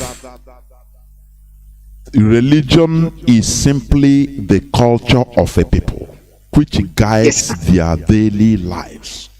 But in order to subjugate, conquer and control others, these subjugators sell their culture in the form of religion, so as to make it more palatable and to give a fake sense of salvation to the conquered. That is mental enslavement. Exactly. This makes the subjects not to see themselves as conquered or subjugated, just like the Hausa. Rather, they see themselves as saved people that should be thankful to their oppressors. Do you see it? You know, that is the very smart part of it. They subjugate you, sell their culture, sell what they have another motive. The motive, the real motive is to control you, but they sell their culture in the form of religion. So that, you know, you cannot be perfect practicing another person's culture, because he will be there to correct you, he is your master always. You know, there is something people should understand also. It's worthy of understanding. During the time of the Crusades, you know, now they contextualize crusade as preaching the gospel, but it was not like that before. The real meaning of crusade is fighting, is war, fighting. That is it. During the time of crusades, some of those who fought in the name of God were recognized as milites Christi. This is a Latin word meaning soldiers or knights of Christ. Knights, Knights, knight or knights of Christ. Knight. These knights, they are anechimad now. You know, they change all these things. You didn't know how this thing started. In this modern time, these soldiers or knights of Christ has been pacified the same way crusade is, and given as honorary membership to Catholic and Protestant church adherents. Don't forget that the Crusades were a series of military campaigns that took place during the 11th through 13th centuries against Muslim conquest. That is what our people should understand, because you know we are laying bare all these things for people. This is for you to open your mindset. When they take our God, no person have a monopoly of God. Just as you said, God doesn't create any religion. It's a human creation. The way you think that, oh, I follow like this, and I saw a dream because I fasted for 20 days or 40 days. Now I saw this is what they say. This is a way to reach the Creator. And before you know, you started selling it, people will follow you and say, this is a way. It's a human creation. That is religion we are seeing today. But what is absolutely bad is us demonizing our own culture, our own way of life. Let me tell people, there is no perfect culture. These Europeans you see, they were cannibals during the medieval. I'm telling you honestly, They committed atrocities. They fought more wars than even in Africa. Tribal wars, I would say. But as time goes on, that is evolution of a human being. You can learn. Do you know that the Europeans learned from Africa? Even our Exactly. That's the point I was making. Yes, but they will not tell you. People don't know. Even they came to our land, they see our arts. They saw our civilization, and they marveled because we had CBD. In order to continue demonizing us, they scrapped it. One scientist is a British scientist that saw, he marveled because he saw in CBD they excavated that, look, there was court proceedings recording in CBD, which means that we had before Europeans came, we were judging people, we had court proceedings, but he hid all those things, and he said, how can these monkeys be civilized in this way? Now the demonize, you know what he wrote on his record? He said this language is being taught to them by monkeys, by chimpanzees. It's the language of chimpanzees, and that is it. Now they are going to hieroglyphic writing in Egypt. People don't understand that when they talk about that Egypt, the early civilization, it is still our own people, because Egypt that is being populated today by Arabs, it was not like that before. Yes, because when Mazi, 1 minute, please. Yes. Because when people hear Egypt, they're looking at the present Egypt. Go back to the ancient map. It started from all the way, covered Ethiopia, covered Sudan, all those places. Because just like in those days, when you hear a party like Egypt, it's a vast area. When you call kingdom, and these were the Nubians, these were native Africans. You call the name of one of the pharaohs, you say it's Isotop, or what is it? Does it sound He was a healer. He was a healer. Imhotep. Okay. Imhotep. Okay. He was the greatest healer ever lived till today. The greatest, go and check it. I'm a student of Egyptology. Imhotep, even today they still reverence him. He was one of the first people that operated on human beings. They started embalmment. That was how surgery started. Who taught them how to embalm? Remove all the organs, preserve them, stitched it back. We are talking about thousands of years ago. These were black Nubians. They were not white. They were not Arabs. They never practiced Muslim. They never practiced Christianity. Before you can, please don't forget what you want to say. But let me say this in here. Yes, do you know that the number of what do you call it? Pyramids in the present day Sudan is larger, is more than those in the present day Egypt. But do you know why it's not making wave? Because it's still occupied. Sudan is occupied by black people, so they relegate it to the background. Why should they promote it in the media so that they will see that black people have civilization or had civilization at the early time? Now they are focusing on Egyptology, Egypt, so that people now will be thinking that, look, it's Arabs, it's still the white people. See, they are smart. That's why they call it. That's why they call it Middle East instead of Africa. Yes. They know what they're doing. Even going further, do you know we have state pyramids in Biafra land? State pyramids. Of course. This is not a joke. Of course. We have state pyramids, but they have not been excavated. We have state pyramids scattered all over, but they will never allow you to know. Because when you begin to connect the dots, you see that at the time those state pyramids were built in Biafra land was the same time pyramids were being built all over, especially in Egypt.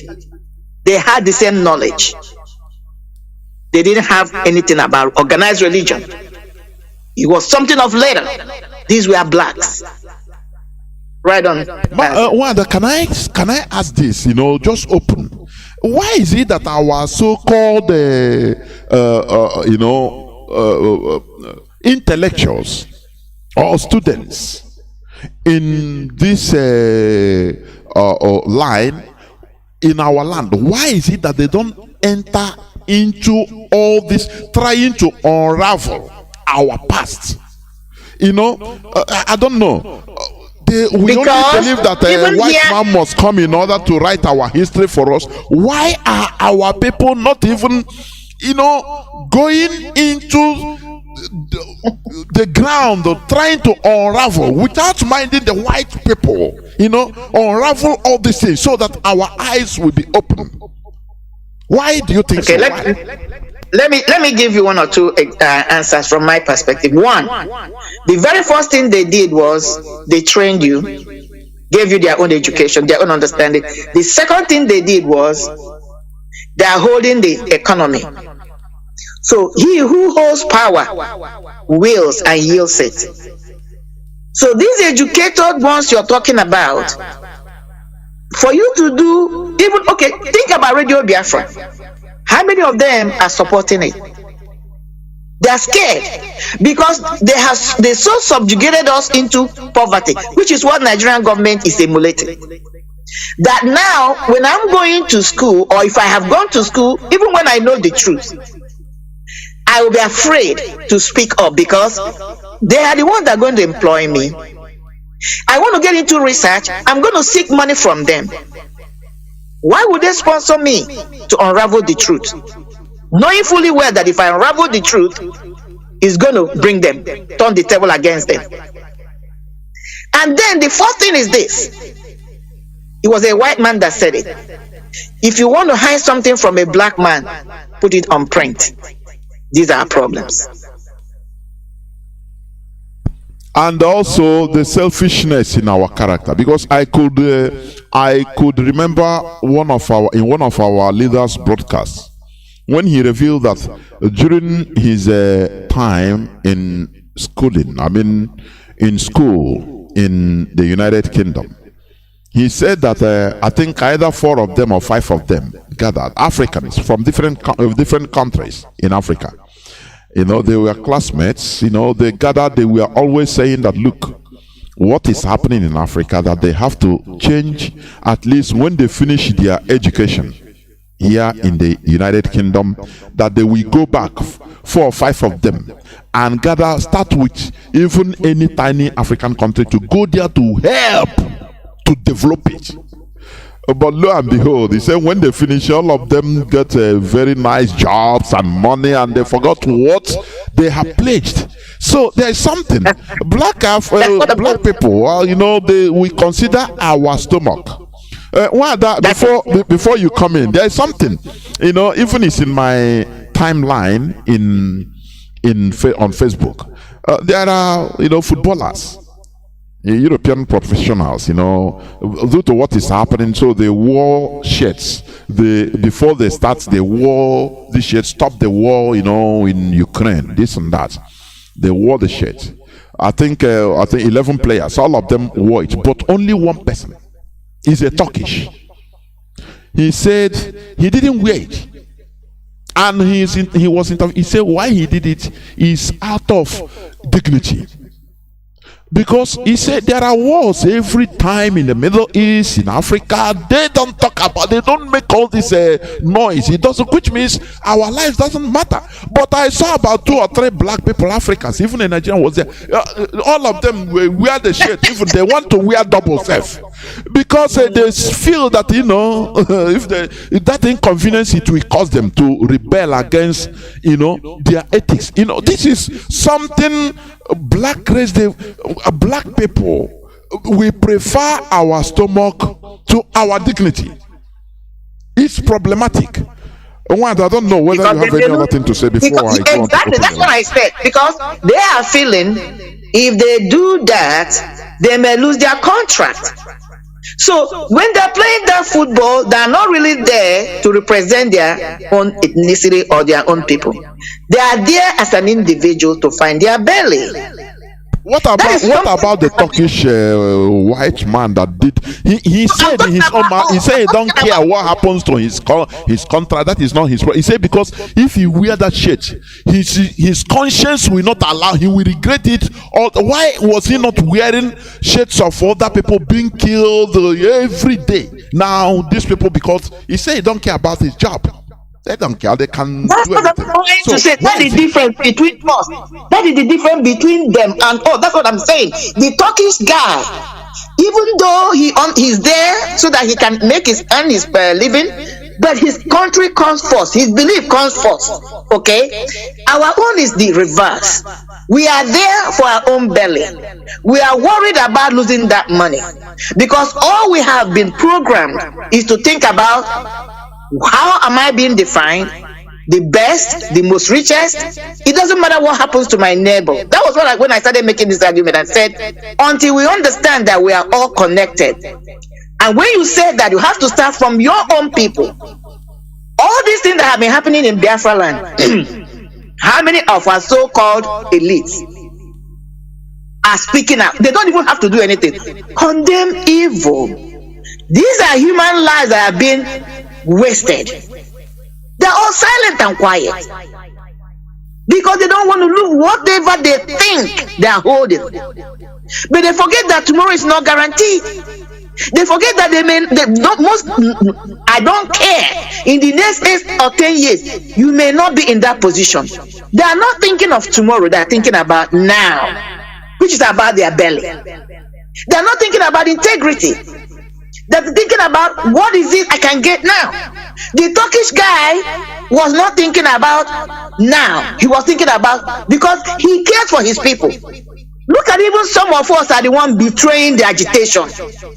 Tell me any right-thinking Igbo man, any right-thinking Biafran that can go and line up with our enemies, even if you don't want to be part of the agitation. Keep quiet. They know. They will go. Look at what happened in Ukraine. Old men, children, everybody came out and lined up and said, kill us today. But look at what is happening among us. 40 million strong outside Nigeria. We can't come together. Why is it easy? Everybody wants to be the head, the chief. Exactly. Why is it that Nigerian government finds it so easy to penetrate us and begin to use us against ourselves? Why? There is something fundamentally wrong with us, with our minds. You don't have to tell me. If I love myself, if I love my culture, and these are the same people that will come out and tell you, oh, you should speak Igbo, oh, you should be like an Igbo. It's not about sentiment. What are you doing? I was watching a program today. Somebody was bold enough to come and to challenge the brothers they were speaking on one of these Biafran platforms. And they asked him, are you an Ipob member? He said no. Do you pay anything? No. Have you supported? No. But he came to accuse. But he's a Biafran. He's an Igbo person. So now you are an Igbo person. You don't support what is going on. You don't want to be part of the agitation. But you are an Igbo person. You're coming to complain that IPOB are not doing anything. Your money is not going into it.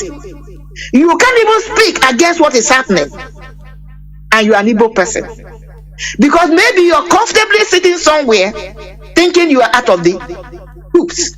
That's a lie. When the chief comes down, you're going to be affected directly or indirectly. But look at the stupidity of this young man. You are not even coming there to say kudos to those who are paying the contributing money. Kudos to those who are doing the speaking. Kudos to those who are even agitating in the bushes, protecting your relatives and your mothers. You are coming out to say that the IPOB organization is the problem. Today, before I came on air, thank God that one brother was so mad, he called into the program and said, get that bastard out of this. That's the problem. How many of our people, Ohaneze, the senator, the House of Assembly, the local chairman, everybody, are they not seeing what is happening? You want somebody else to come and fight your war. We can't even come together. So, Mazi, that is the problem. We are after our own belly. And people forget that once you eat food, the next thing is going down to the drain in the toilet. But it's your legacy for the future. We all feel comfortable to stay in a place called Western civilization, America or whatever. People forget that all these places fought wars. Look at what is happening in Ukraine. If they survive tomorrow, we'll be running down there to look for their citizenship. Why can't we get our own and establish it and let them come to us? Nothing good comes easy. Every good civilization is founded on bloodshed. That's the bottom line. Mazi, I'm going to yield, please. Okay, before I open my line, there is also this thing I want to say, because I used to say this, because this is something that it worries me. You know, the first Europeans reached sub-Saharan Africa in 15th century. That is the Portuguese. 15th century, that is 1440 something. You know, so now they were since that time, you know, colonialization started after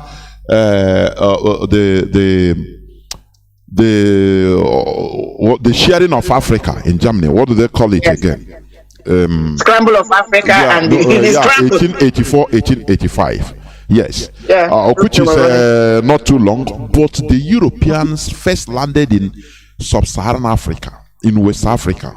That is the Portuguese in 15th century, 1442 to be precise. Okay, they came for business. They were looking for things to get where they will take something and buy all this and that. Now, they came to West Africa, came to our land, and they were doing business. They carry things from us. They sell to our ancestors that time things and carry from. They did exchange anyway. A time came, within small time, they started telling our own people, we need slaves to carry. They told our people. They started, taking our people, and now our people, we are collaborating with them, telling them that now we know who to go and capture for you. Don't worry, only for you to pay. That character is worrisome, because that was the character that started the fall of black race. I'm telling you. Yes. When the Europeans saw that this set of Homo sapiens can sell themselves to foreigners, albeit they knew that they were being treated, these their brothers, they are selling to us just for money and fame. They were being treated less than human beings. And lo and behold, they still have the heart.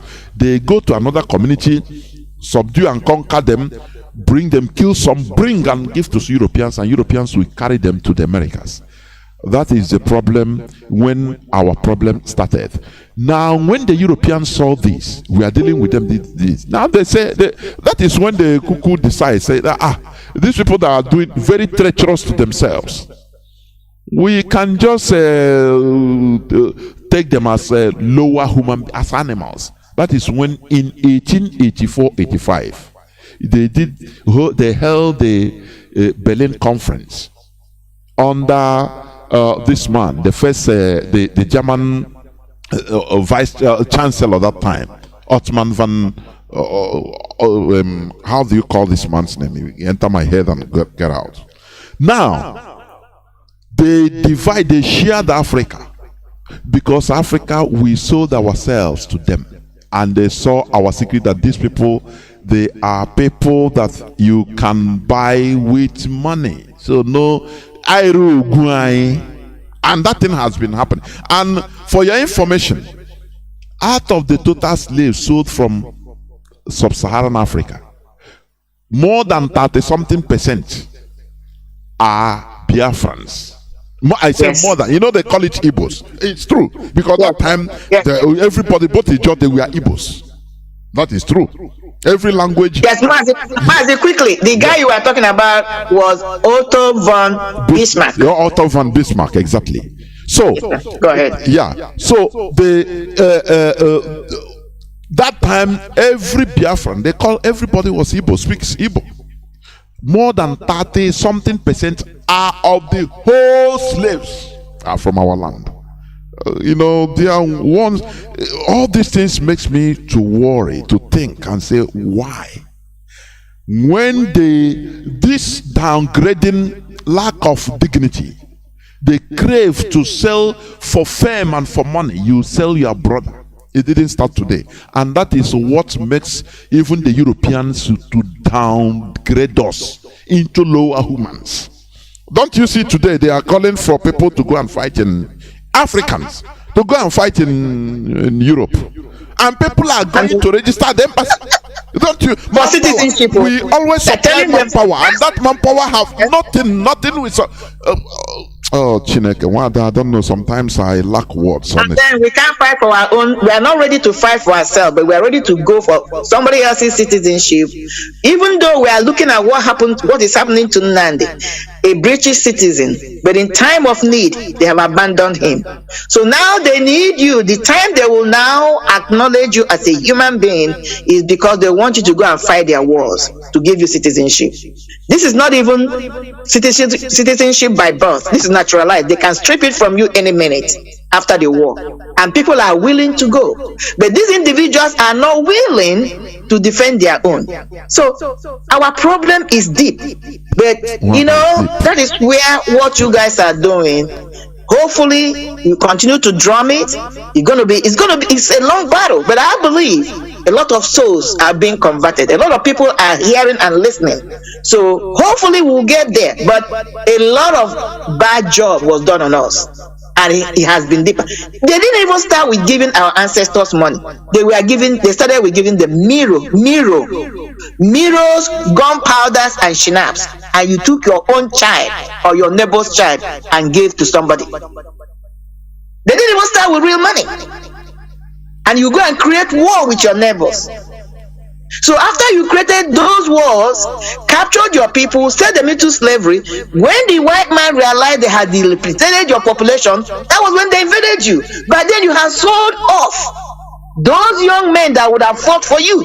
That's what is repeating itself today. Of course. What Uzodimma is doing? Bringing the military, and our people are the ones pointing to our youths to be slaughtered. Then it's the same thing the same playbook they're playing.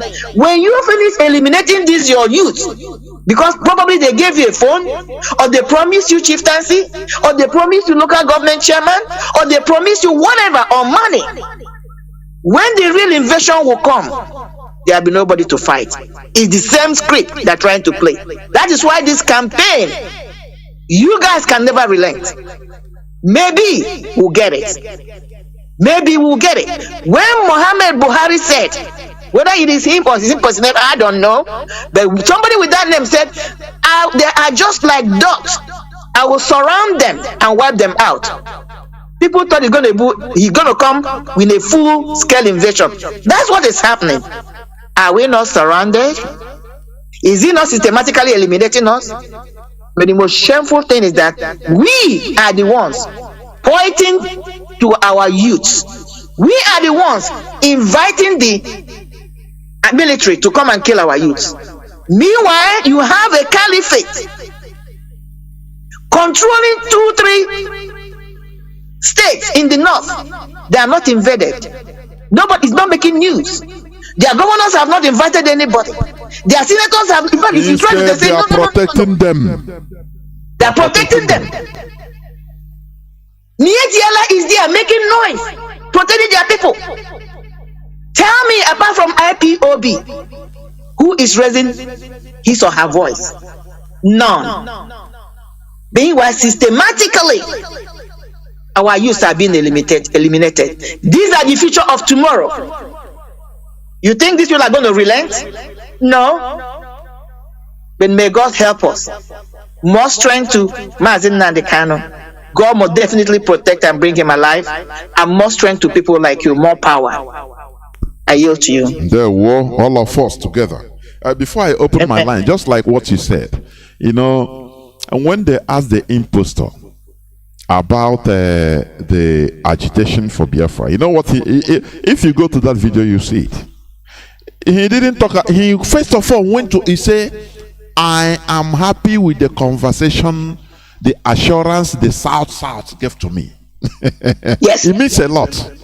Which means, the division, they have succeeded in, that he's happy. He said they gave me assurance that I'm happy. He didn't talk about the so-called Southeast, where the agitation is small. He said we've outflanked them, so we divided them. So their brothers have given me assurance that they are not with these people. So he gave them power. The same mistake we are making, selling ourselves for foreigners, and after we'll be shouting, God, where are you? While it seems I'm going to open the lines. I don't know whether you have any quick or this thing before I open the lines. No, let's hear maybe the questions they might throw in. Okay. Might help me to address one or two more points. If not, I reserve my submission. Of course, we are here together. Do not forget that today we are talking about religion and humanity. That is the subject of our discussion. But mind you, we are not casting aspersions or, demonizing any religion. It doesn't matter whether if you want to worship cockroach. What we are talking about is that is your belief. That's your belief. Rightfully so. Yes. Of course. What we are trying to educate our people is, do not allow that belief that is being inserted in your head in order to be an obstruction to what you are doing. That is it. Use it in order to support what we are doing. That is the thing. I will go on a few minutes break, so that when we come back, we will open the line so that Biafrans will speak. Please don't go away. Well said.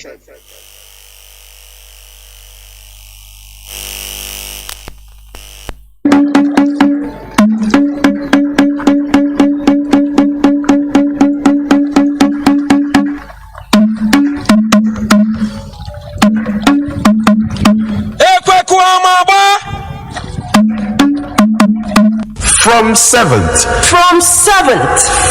7th April 2022, the selling and eating of Nama, also known as cow meat, is forbidden in Biafra land. Be warned.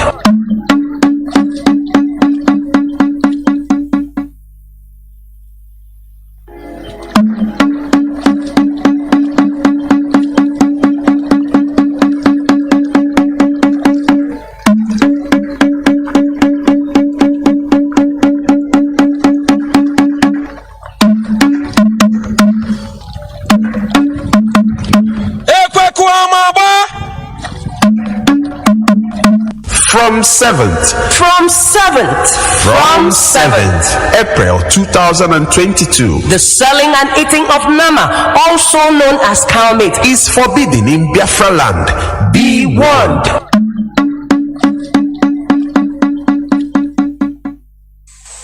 Anybody not following anything that DOS says goes. Anybody not following orders from Chike, Dosian, from DOS, you will be removed from IPOB and sanctioned appropriately. Before we remove you without knowing where you are. This time around, we'll catch you before we remove you. Anything DOS says is what goes. Uzurumike is heading our reconciliation committee. If he calls you on the phone, you must listen to him and do as he says. He is our deputy head of Directorate of State, led by Mazi Johnathan. They are the highest decision-making body in IPOB. If that thing is difficult, then now refer it to me. Do you understand?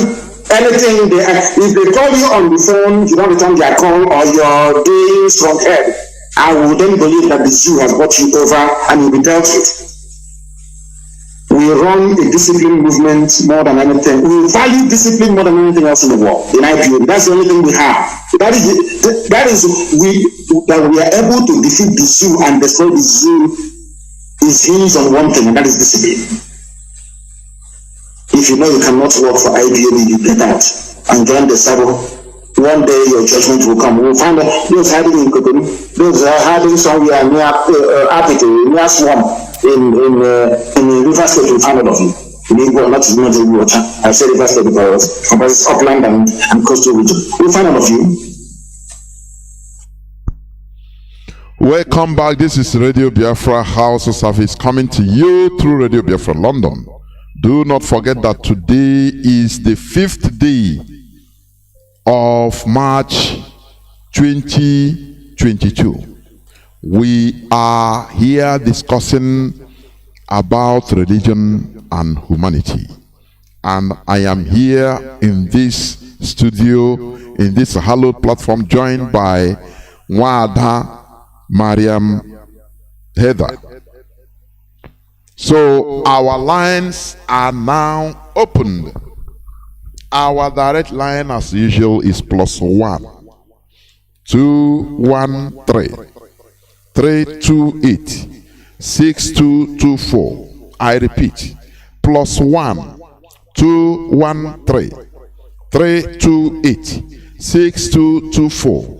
Our WhatsApp and Signal line is +61 405 142 547. I repeat, +61 405 142 547. Please, when you call, let me sound it, please. Make it clear. We don't insult any religion, please. And I don't want you to insult any religion. All we are doing is to lay bare the facts, the reality, so that our people's eyes will be opened, so that you can be able to take the right decision, so that you join and support what we are doing, because we are going on salvation. You understand? Biafra salvation from where we have fallen. I have a first caller. He dropped on direct line. I don't know. Caller on direct line has dropped. I have callers waiting, because you know the ones you talk about religion is a hot topic. I have callers waiting on WhatsApp and Signal. Let me pick the first caller on WhatsApp. Caller on WhatsApp, please. Welcome to the program. Can you hear me? Call on WhatsApp. I'm hearing you perfectly well. Are you hearing me? The whole world is hearing you, not only me. Please go on. Wachineke, thank you very much. Thank you very much for the topic of today. And also our lovely sister. I appreciate you. Thank you very much for your contribution so far. Yes, the problem that we are having is this: most of us don't know what we are fighting for. They thought that we are just fighting this generation fight. They never know that what we are fighting is for the future generation. They never understand that. Based on the topic, last time I called. When I called, I said this on that day. I made it very clear that most of the problem that we are having is religious, and it's not that I'm condemning religious. Many of us that are Christian, they never understand scripture.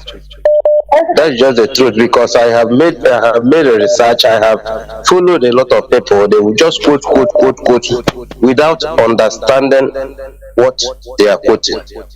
That's just the truth. And another thing again, I have made a research, and combined with the spirit that possesses me, I understand that Biafrans, we are the children of God. If the word are talking about the real children of God, we are the children of God.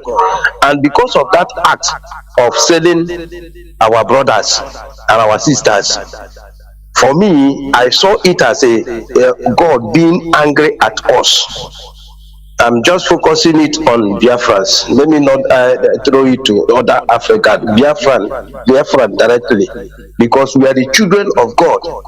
I told people the reason why I know that we are the children of God. Before religions come to Igbo land, we have been circumcising. Please let me correct your statement now. You say before religion came to our land. We have been practicing our culture, which is our religion. So what you will say is before this foreign religion, that is the right word. Okay. The right step. Okay. Thank you for correcting me. Thank you for correcting me. Version of religion. We have been practicing our own way of yes. Thank you for correcting me. In fact, in the village that I come from, do you know that in my village there are some things that it is forbidden in our village? When you read the scripture, you see it in the scripture. That is all the things that make me to know that we are the children of God before Christian religions come to us. So I want to tell Biafrans, this is a time for us to stand up and grab our destiny by our hand. If we're waiting for any country, they will never see us. There's something I hear here that I have never heard before. So they seated in Western world and share the whole Africa. I have never known that. But today I've known it. Is there. Type the Berlin Conference of 1884-85. All these borders we have in sub-Saharan Africa, they have been, they have been imposed on us. So that's it, because they saw us as very cheap people that can sell their own. So they don't need even coming to settle the borders with us. No. They shared it in Germany in 1884. That is how bad it is. Mazi, thank you very much. Thank you very much for everything. Let me just give other people opportunity to also say their own. Thank you. May God bless you. And you too. Thank you. Remain blessed. I have a caller that is there. Okay, let me pick this call. Caller on direct line. Please call on signal. Hold on, I'll come to you. Wada, please hold on. If you want to say anything, let these people let them speak first. Caller on direct line, can you hear me?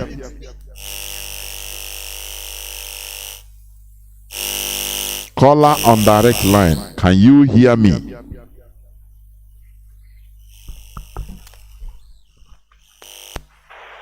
Go on, please. Can you hear me? The whole world is hearing you. Please go on.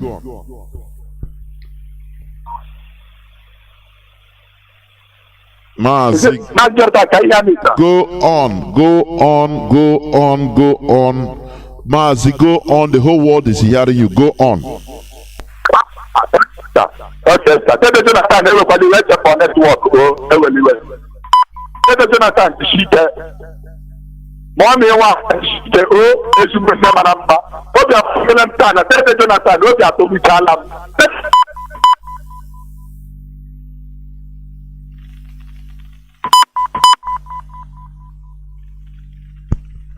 Nazi, what is happening to your line? I'm telling you, I don't know. It seems you need to call back because it's from your side. I have a caller that has been there. Caller on signal, please. Caller on WhatsApp, hold on to, I will come to you. Caller on signal, welcome to the program, please. All hail Biafra. Almost hail Biafra. There we go. All hail Biafra. All hail Biafra. Mazi, good evening. There we go. Our mother, good evening too. God bless. My name is Mazi Johnathan. I'm from Abriba. Abriba is a riverland area and also a hinterland area of Biafra land. And also, I am a hardcore Abriba man who knows the torture and minerally of Abriba. Now, I don't want to go deeply based on what we are teaching about the religion and the way of life. Yes. If you go back to Abriba, where I was born, where we practice Umenala in Abriba culture, do you know we still maintaining our calendar? You know, every ward have their calendar, like a Gregorian calendar, but Abriba have their own calendar. Every year, we do what we call Ito.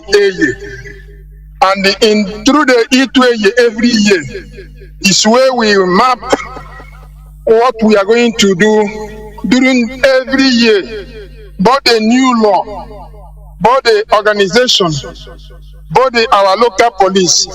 You know, when we are using the local police, people will misunderstanding me.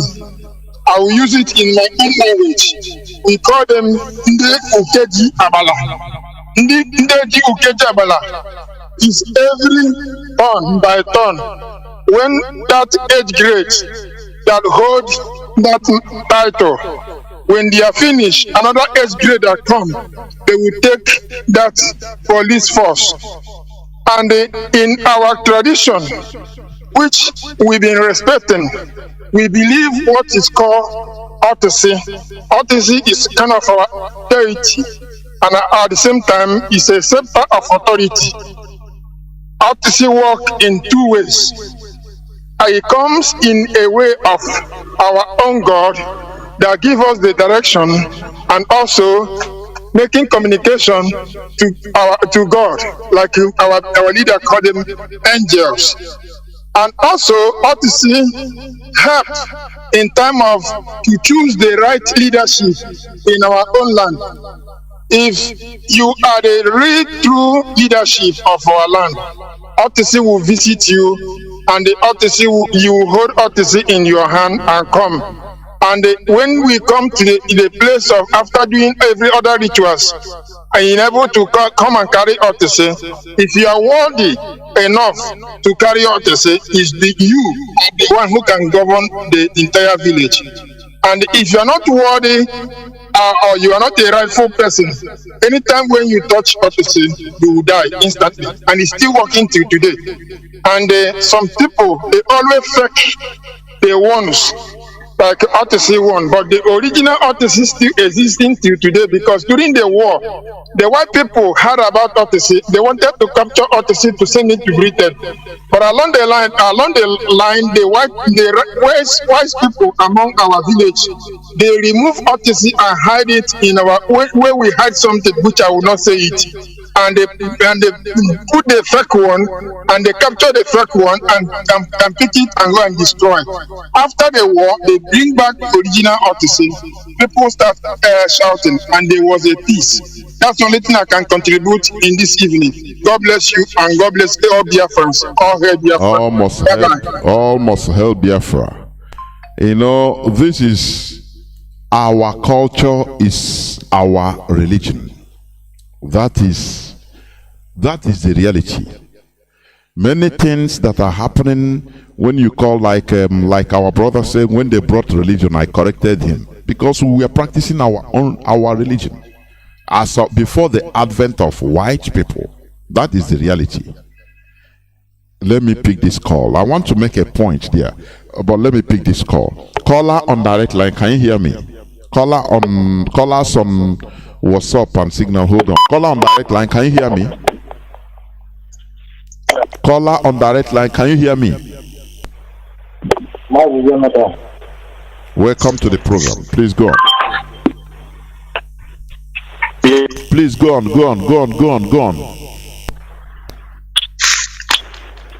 Mazi Johnathan, bless you too. May Elohim continue to guide and protect you.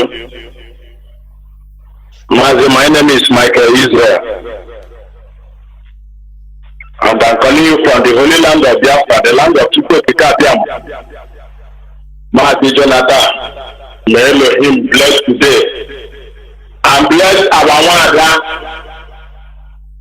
Mazi Johnathan, you have really blessed me tonight and our mother.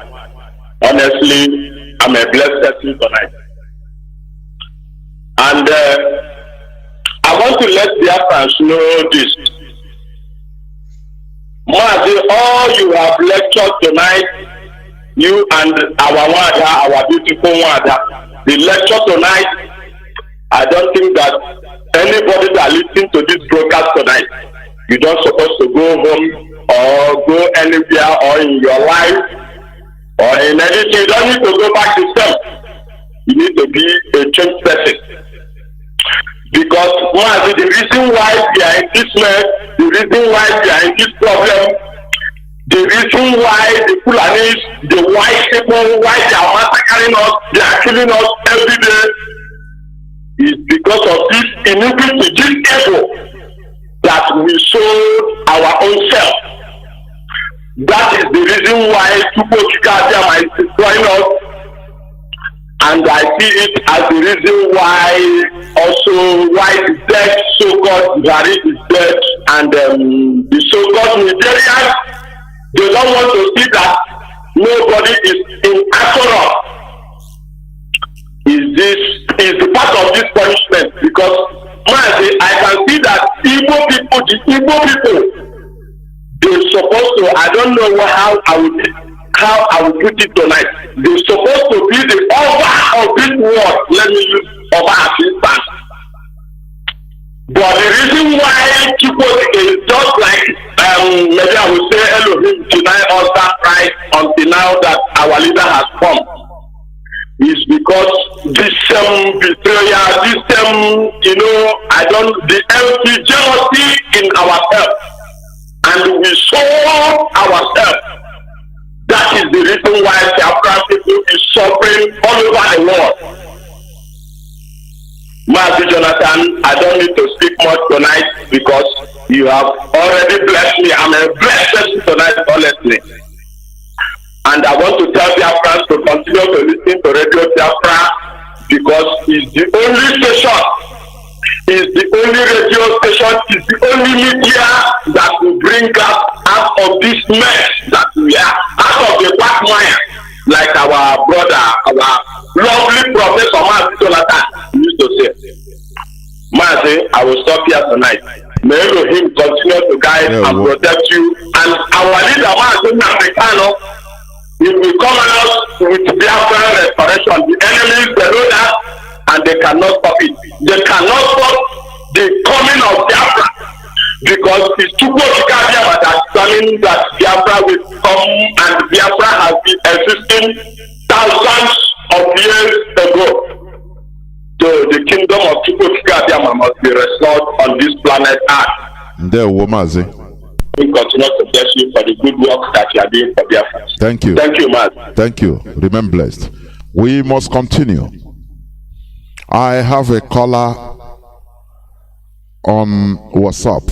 Caller on WhatsApp, welcome to the program. Can you hear me? Caller on WhatsApp, are you there? My goodness me. Even I cannot even see how to know. Caller on WhatsApp, I am talking to you. Are you there?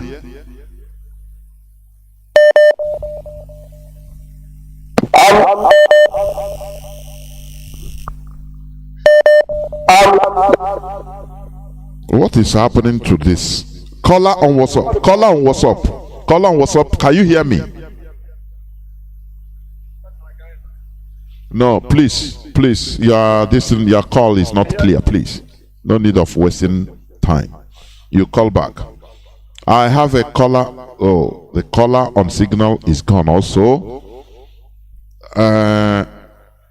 Let me pick this caller on WhatsApp. Hold on. Caller on signal. Welcome to the program. Can you hear me? Mas, good evening. Welcome to the program.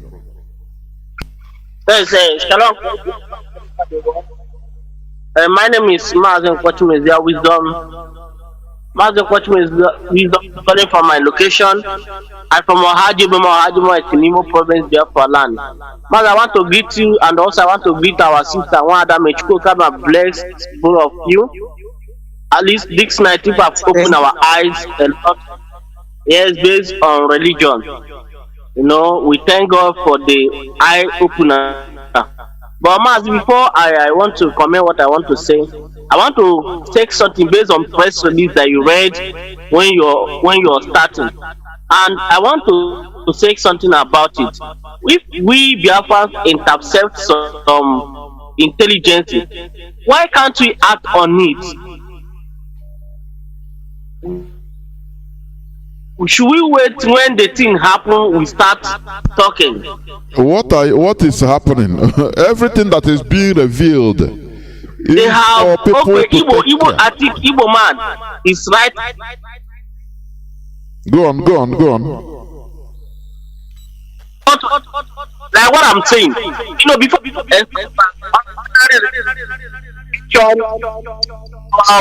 Kenya to zoo. Mazi, are you using earpiece? Because your voice is ceasing and coming. I don't know what is happening. Can you hear me? No, it's gone. Network failure. Wad, I don't know whether you have anything to say or to comment before I continue picking other calls, please. Yeah. There are calls coming. Yeah, let me quickly say something here, and I'm reacting to a brother that called that said that he's from Hafia, around that area. I thank God for his life. I understand what he's saying. I was opportune to visit Ibere and Mkporo before I traveled out of Nigeria, Mkporo and Abreba. When you go to that place, these are one of the few of our people that still maintain their culture. I hope the brother is still listening, because the question I'm going to ask him, I already know the answer.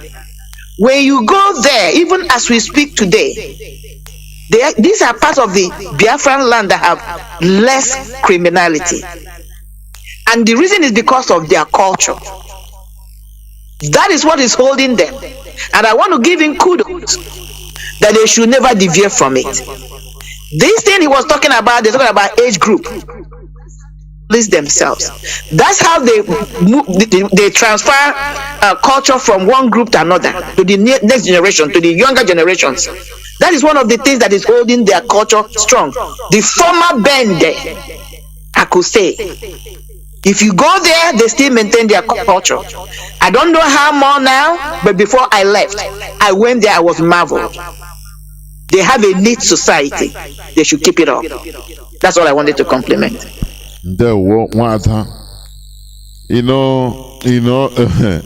Once they put knife in the umbilical cord that held us together, that's why you tell somebody, he know that he committed a crime. He stole in the village. He is a person that stole the sheep, but due to nobody saw him. Come and swear according to our culture, and we give you 7 days. Come here. He said, Bible says I should not swear. Swear that is against God. And Bible says, and his church will back him. He's demonic. And they will protect the criminal, and the land will continue spoiling. Exactly. You understand? That's the name of the game. That's it. That's the name of the game. Let's continue. Caller on. Do I have a caller on WhatsApp? Caller on WhatsApp. Can you hear me? Welcome to the program. I can hear you, Mazi Johnathan. Welcome to the program. Please go on. Thank you very much. Am I coming out clear? We are coming out crystal clear. The whole world is listening. Go on, please. Thank you very much. The Socrates of our own time. I thank you very much, my dear brother. I thank you. Wanda, thank you very much. Wise lady. Biafra, we Biafra are proud of you. Thank you. We Biafra are wise. That is why these white people don't want our eyes to be open. That is why they don't want us to be free. But we must be free. We must take our destiny into our hands. I thank Chukwokikada. Let me not forget, my name is Billy Malogo, calling from Dubai. I thank Chukwokikada for the our beloved Nnamdi Kanu, and the coming of IPOB and the Radio Biafra, because our eyes have opened. Radio Biafra have opened our eyes a lot. We have understand how this world is going.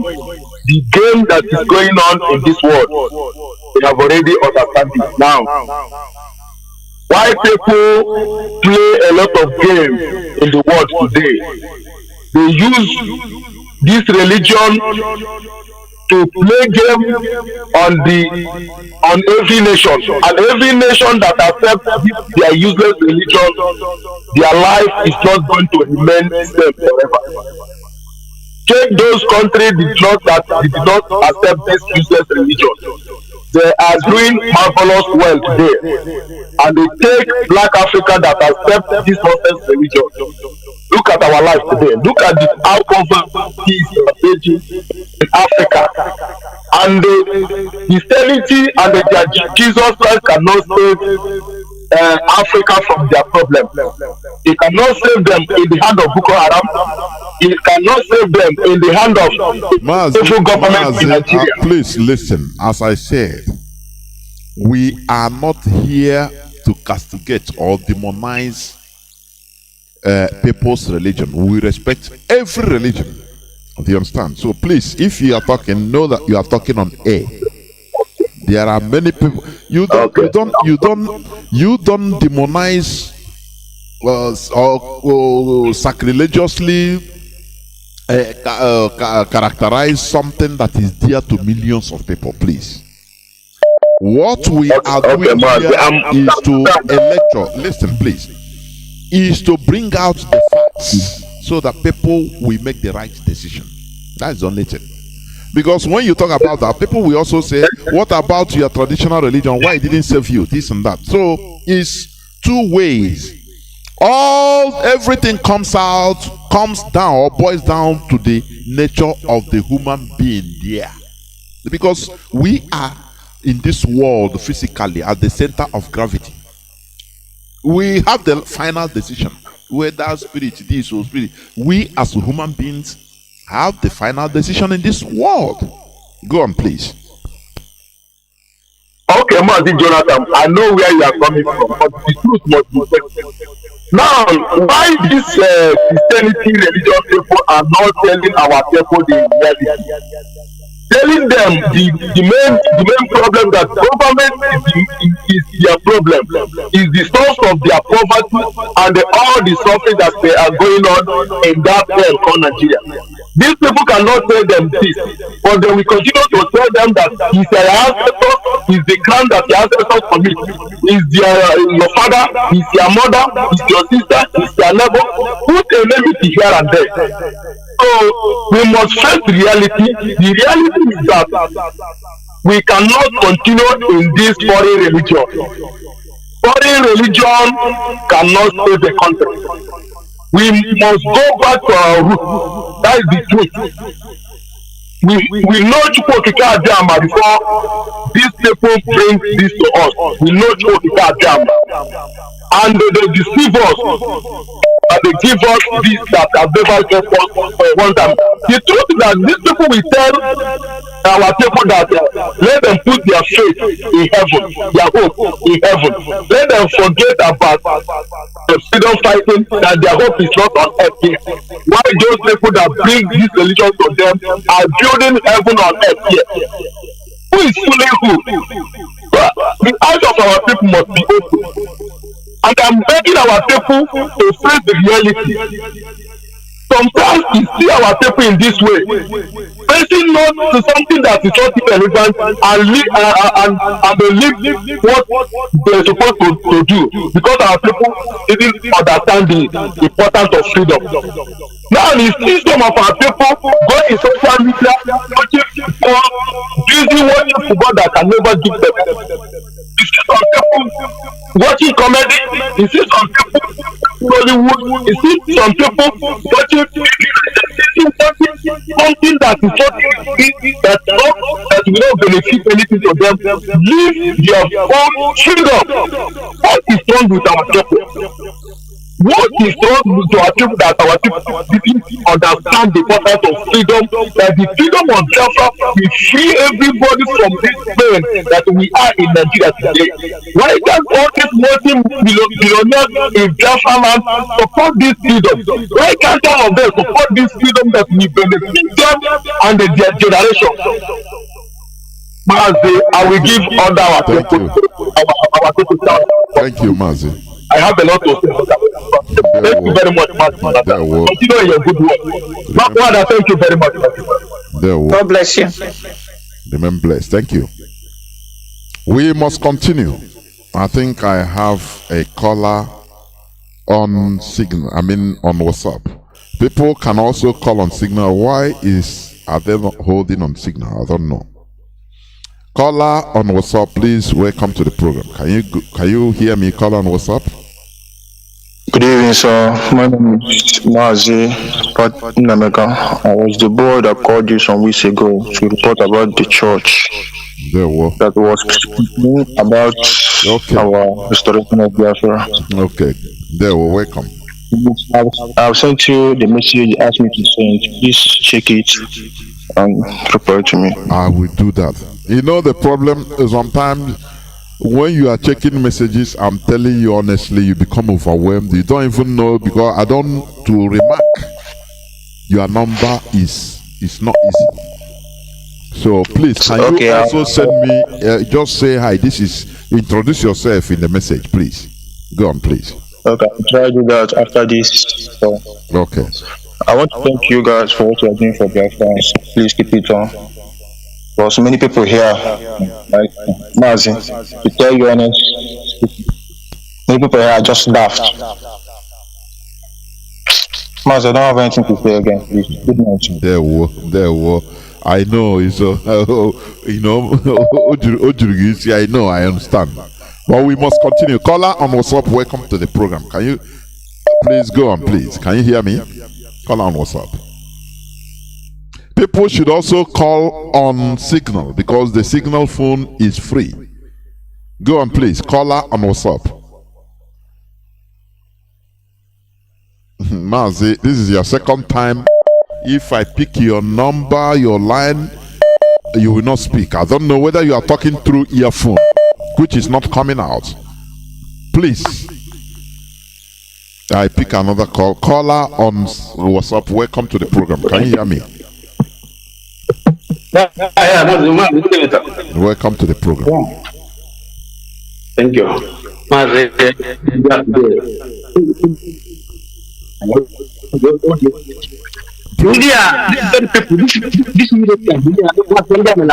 Are you earphone? No, not earphone. Okay. There we go.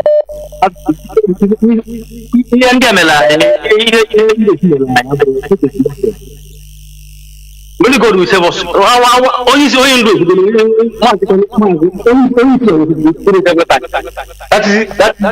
we need our religion and die for it. Now this is what we are suffering. Okay, what is the religion and for religion? Actually, the come back to their religion. The problem with our people now is how people to believe that what we are watching, what we are participating in. White man, Christianity, white man, and the part I'm going to get you is that our own religion is better than their own. Yes, our religion is better than now. Before they give us this, if you go to bring then and bring it now. No, if you bring,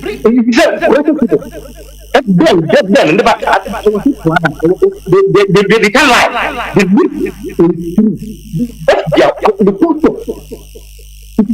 It's their culture. They just come and sell their then we are going and take their own. And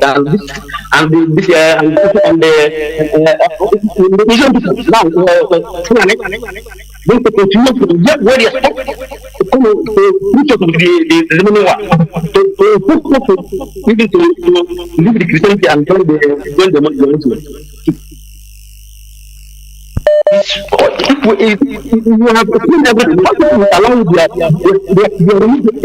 Understand that this is not our culture. This is what man culture is here. It can't do us a favor. That is why we are scattered. That's why we don't have one vote. Because we are not using our cost. Thank you, Mazi. Thank you, Mazi. All right, thank you. There, well, thank you. Although your voice wasn't as clear as it's supposed to, please. I don't know why. But we must continue. You know, in order to buttress, let me tell you, do you see the Muslims, they pray, they face this their Kaaba in Saudi Arabia. They face Saudi Arabia. Do you know that at the early time they were praying facing Jerusalem? Do you know that? Mazi, yes. until their leader said, God told him that now they should stop facing Jerusalem. They will be facing religion is a handwork of because man. Of what commercialization? Because of money. Because of commercialization. That was it. That's it, right on. There you are an institution. There will caller on signal. Please go on. Please go on. You called before, but your network was not good. Go on, please. Call on signal. Yes, Mazi, thank you very much. It was a network breakage. Yes. I want to once again appreciate both of you.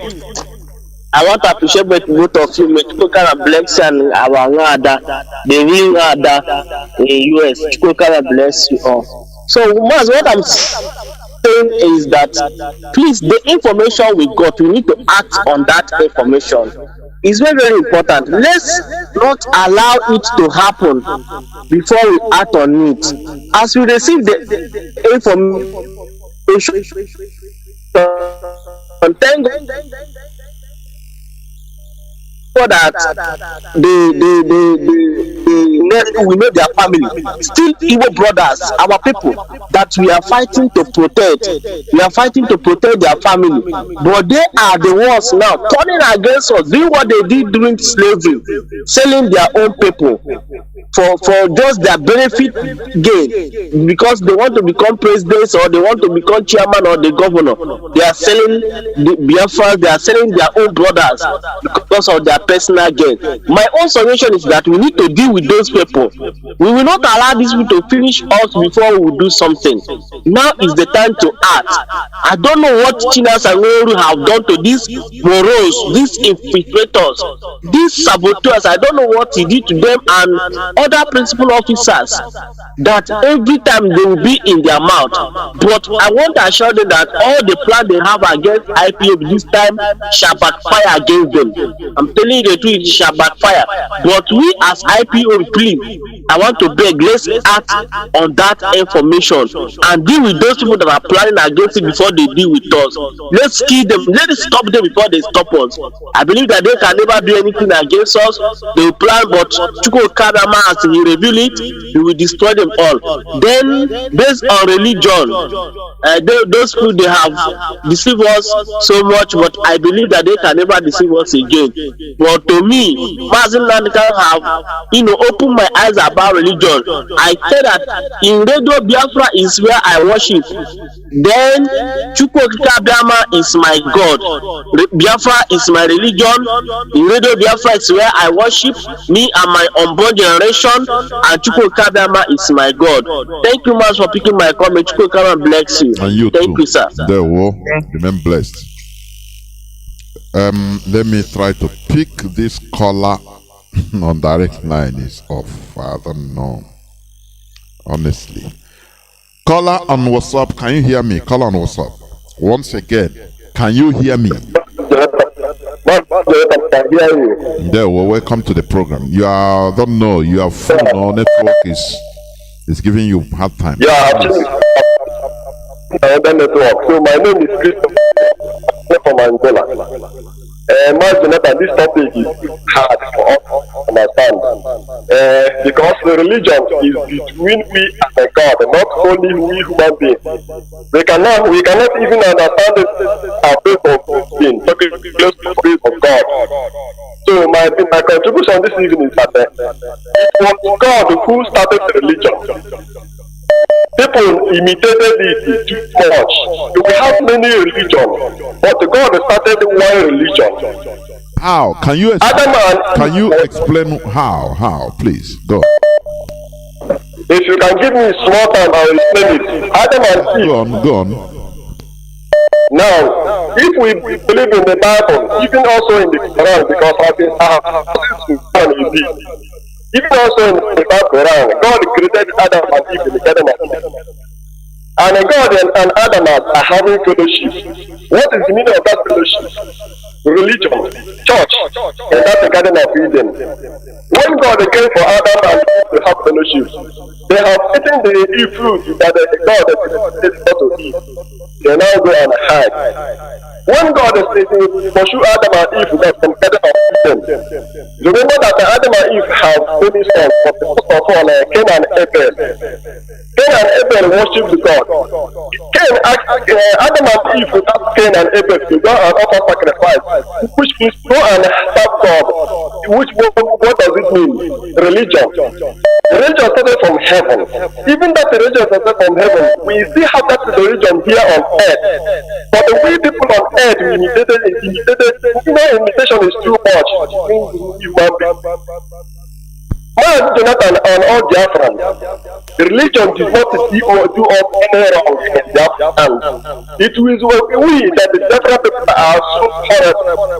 I want to give Islam to Christian people or to Biafra people now. If you give Biafra people Muslims, I give you assurance, before 10 years, Biafra people will follow Islam. Any type of anything that you take and give over to the Biafra people, higher 10 years, they useless. Okay. Can you be there? Please don't go. How I pray that Mazi, not interjection. I would like to contribute to this when you finish. I know.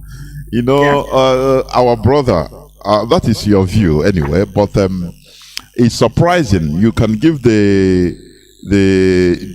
wonderful history. But if I ask you now, who is your great-great-grandfather? You will not even know. But we know the person that the origin of the world, is very, very wonderful because of what they imparted in us. Now, when you talk about, let us come to the context of what you said, fellowship. Fellowship, if you say that God is a spirit, now you are sitting down with a spirit physically and in a church, as you can call it. I don't know how it sounds. All these are things that are given to us. When you look at this story, don't you see that even this story is what they call the rosette stone? If you read about it, go and Google about the rosette stone and what is written there, the findings.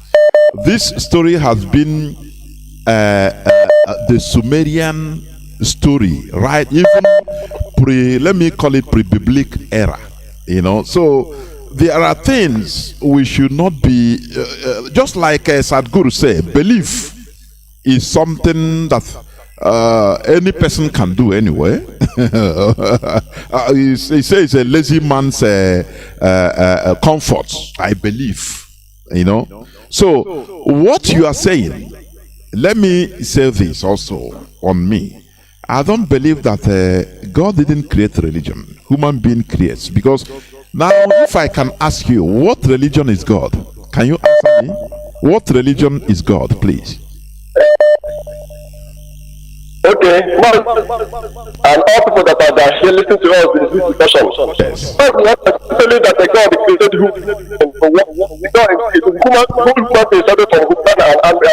I say, you say God created. He said God started religion. Which religion did God belong? I ask for that God created human beings from one man and one woman.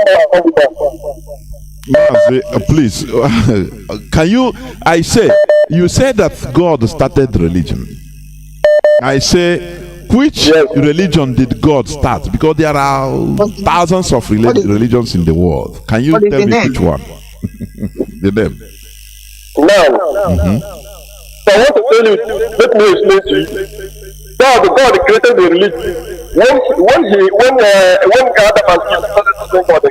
Which religion Mazi, let us not be talking from which religion did he create first? Please. Just, Mazi Johnathan, just listen to me. You know what then? God did not call the people of Nigeria, and God did not call the Europeans. But they call it Europeans, and we are going to call it Nigeria. Then for you, which religion did God create? That is what I'm asking. Allow me to explain it to you. You know that the Christians did not give themselves the name Christians. It was the hidden that they gave us the name Christians. And the Christians does not mean our name. Christians mean we are behaving like Christ. That is not our name. Then which religion did God create first, please? Are you? But Johnathan, do you believe that the Christian is not our name? Christian is not our name. This is our body Christ. Mazi, sorry. This discussion is not intelligent, please. Let us. If you have any other thing, please.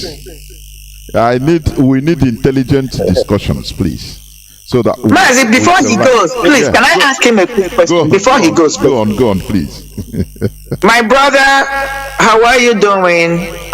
With all due respect, I want to ask you a quick question because I listened to your analogy, the origin of religion, how God started. But I have a question for you. Have you heard about the Epic of Gilgamesh? Yes. Hello? Have you heard about it? I'm listening to you. No, I'm asking you. It's an interactive version. Have you heard about the Epic of Gilgamesh? Have you? I said yes. Yes or no? Okay, can you give me a debrief about it? What is it about? No, it's hearing you, Mazi. Go on. So that's what I'm saying. How can you give me a debrief quickly in a nutshell? What is the Epic of Gilgamesh?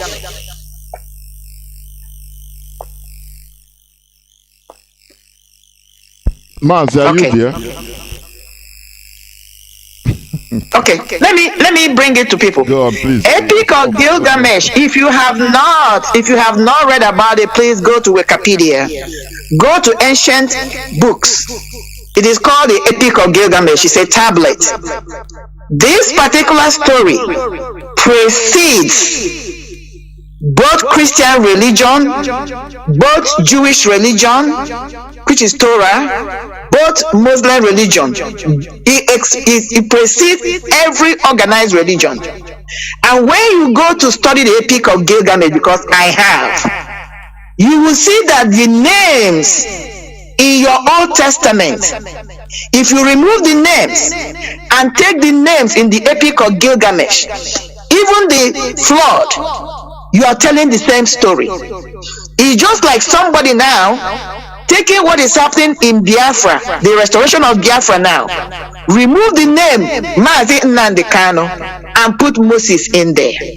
Or you take the Old Testament, you remove the name Moses and take Mazi and put it there, or take Joshua's name out and put Mazi there. The same story. In the Epic of Gilgamesh, you will hear about the first creation. Male and female, their names are just different. You will hear about it was a garden. You will hear about Anunnaki. You hear about the dynasty of Ur. The dynasty of Ur, which is where Abraham came from, was before the Old Testament story of the Jewish people. Remember, Abraham came from the place called Ur. Epic of Gilgamesh precedes it thousands of years before. In Epic of Gilgamesh, you will see the flood, the same flood you hear in the Bible. It is written there. Bible. That's it. Exactly. So somebody went into the book of Epic of Gilgamesh, took the story, removes the names, and inserted new names. It is not my claim. Again, I'm not here to bash any religion, but all we are trying to establish that people are telling the same story, just like the story of the 6 blind men that went and had an felt elephant. From their own perspective, one is more superior than the other, because the Epic of Gilgamesh precede even the Sumerian tablet, and Sumerian tablet precedes the Torah. So this organized religion, have been evolving. That was why I asked you, my brother, do you know about the Epic of Gilgamesh? Go and read it. You will find that you are literally reading the Bible, just that some names, if not all the names, have been substituted. I hope that will be something you will take serious and think about it and read it. That's what I wanted to bring out here, Mazi. There were. We must go on, We welcome, it is a discussion anyway, because what we are doing is something that is unprecedented. Our leader started it. He has been doing it. That is why we will never shy away. Caller on direct line. You have been calling. Can you hear me? Caller on direct line.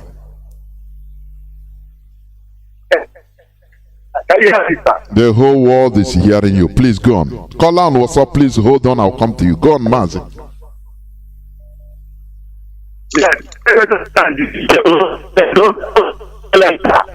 Johnathan.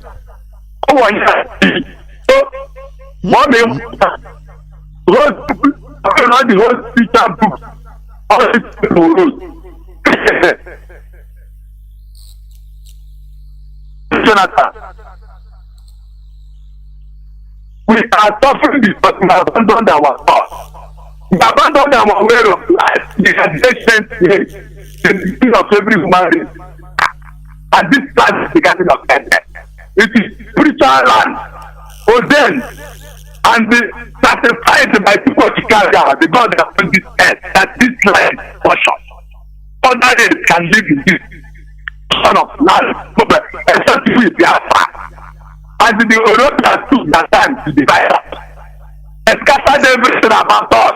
They told us that our way of life are poor. Today, for our eyes, our leader, Nnamdi Kanu. Why did they kidnap him? Why did they want to kill him? And they think that is better thing that is the one we remember. Then any church on the board of our leader, every human race, and another, I'm going to draw. And they see this platform, Radio Biafra, and the DOS is divine. Nobody can get under the ticket. I'm quite clear.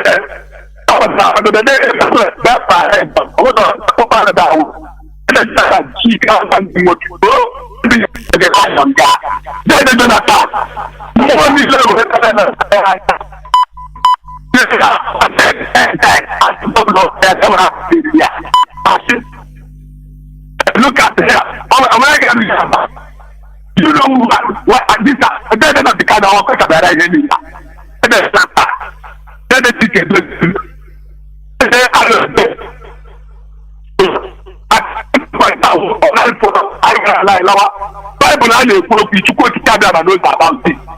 Whatever you have on this planet, you will see one day living and go to this our head.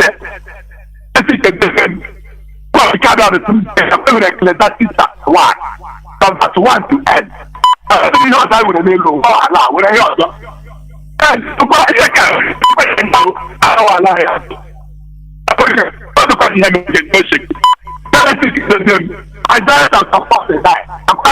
Mazi, please round up. Mazi, round up. Mazi, round up.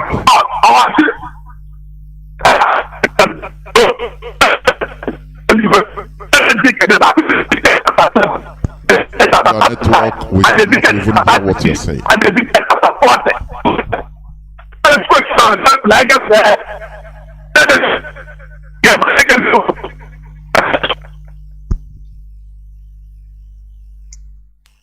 Mazi, are you still there?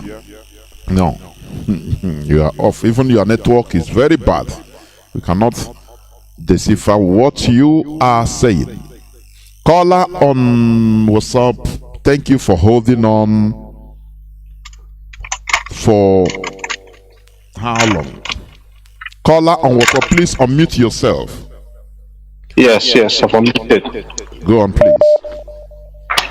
Yes, good evening. My name's Oli Seka, based in the UK. originally from Ubuluku. Listening to your show tonight, very interesting. I think this topic of religion and spirituality, religion especially, trying to define religion, the history behind it, how it was used to subjugate us. Very interesting. I liked the conversation of Madame bringing up the history of Imhotep from ancient Kemet, from medicine, which I consider to be our forefathers, our ancestor, how he contributed to medicine, and later on how his bones were dug up and grinded into powder, which the Europeans used to try and attain some kind of power. I'm not too sure, but I think it's very important trying to define religion, because I feel that it is the religion that has held us back. Because even for me myself, I was brought up in a Roman Catholic church, and I did not understand what was being preached to me or what I was reading. And at that time, I got the sense that those that were next to me did not understand, but had this face that they did understand. After some time, I came away from it.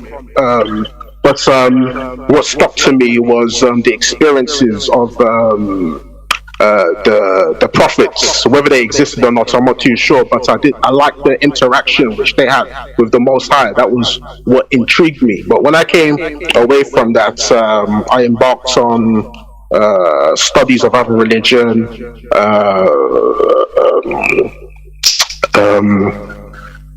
spirituality to a certain extent. I think that we need to go back to spirituality. We need to go back to our own roots. I feel that this is what the Europeans saw when they first encountered us, how we were close to the Most High, and then how they disconnected us from that and gave us religion. But I feel that we need to come away from religion, because when I traveled to Nigeria a long time ago, I went to one church, and it was mind-boggling. One Shiloh church, and then they were selling anointing oils afterwards. But I felt like there was some kind of brainwashing going on there. I felt like the peoples there weren't actually connected. Rather, they were instead of like discerning, they were being taught. But I felt like the pastor's understanding was kind of flawed, if that makes sense. But I thought that this topic of religion that you're speaking of, it is good for us. We need to upgrade. This is what we need to go back to. We need to go back to our own spirituality. I think that's very important. That one-on-one communication with the Most High. That's what I feel. Thank you. Thank you. Good. That is right thing for us to go back to our spirituality. Thank you very much, my comrade. Okay. Thank you. Okay, enjoy your evening. Thank you, sir. Thank you. There is something somebody wrote one time, which I saw a very big sense. While these foreigners that gave us, that want us to go to heaven, they are thinking well for us, give us.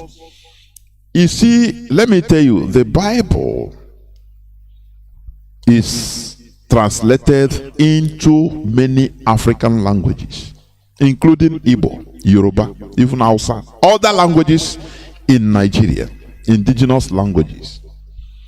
I myself, I read the Igbo Bible personally also, but I find it difficult to understand. Science books, Bible, once you open mouth, if you do, they can dash you Bible. What, are you hearing me? I heard you going to another serious dimension. No. Yeah. Let's call a spade a spade. If you, I remember, in the 80s, once you raise your hand up, even Bible will come from everywhere to you, free of charge. But when you want to go and buy, you will be looking for one science book to buy. As of secondary school, you will look. Once you see it, it's very costly. I started wondering. I said, why? These people that love us, they even translated all this Bible book in our own language so that even an illiterate, that's let me say Western illiterate, you can read it. Don't you see that there is something going on? What do you have to say there before I have many? That is the game, because they have to penetrate the grassroots. Yes, that is what they have, because again, it goes back to an argument I made earlier. If you go to all these countries that speak their own native language as the national official language, you see the level of progress they have made in science. They study in their own native language because it's easier for you to understand. But in our own case, we have to first learn this foreign language. You have to understand it before you can read the book. Okay? Because that is where the treasure is in this physical earth. So what did they give to you free? Even translated it, make sure it penetrates to even the lowest part of the society. That's the one they had to do so because it has the purpose of what? Colonization and subjugation in a very subtle way. That is why, Mazi. Of course, you're right. Let me tell our people that listens.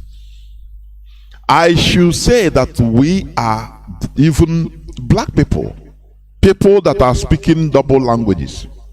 We are even, if not the most intelligent. We are. Because first of all, we have to learn. I could remember in my early days in secondary school, I was finding it difficult to understand physics. Do you know why? It's not because I'm not intelligent, no, but because of the wordings they use. To the extent, at the early time when I was in first year, so I started. Even my teacher, he understands my IQ. He said, but why are you? I said, no, all these words, I cannot understand them. He gave me a clue. He said, take your dictionary. Now study all these wordings, acceleration, density, all these things that they will talk about it. It gives you, when they give you the calculation to make about all these things, I cannot understand very well because it's a foreign language. Until I started now using ordinary dictionary, layman dictionary, to not scientific, to understand it as an ordinary person. Now I know what it means, so that if they ask question about it on calculation, I can now understand what they mean. So we learn.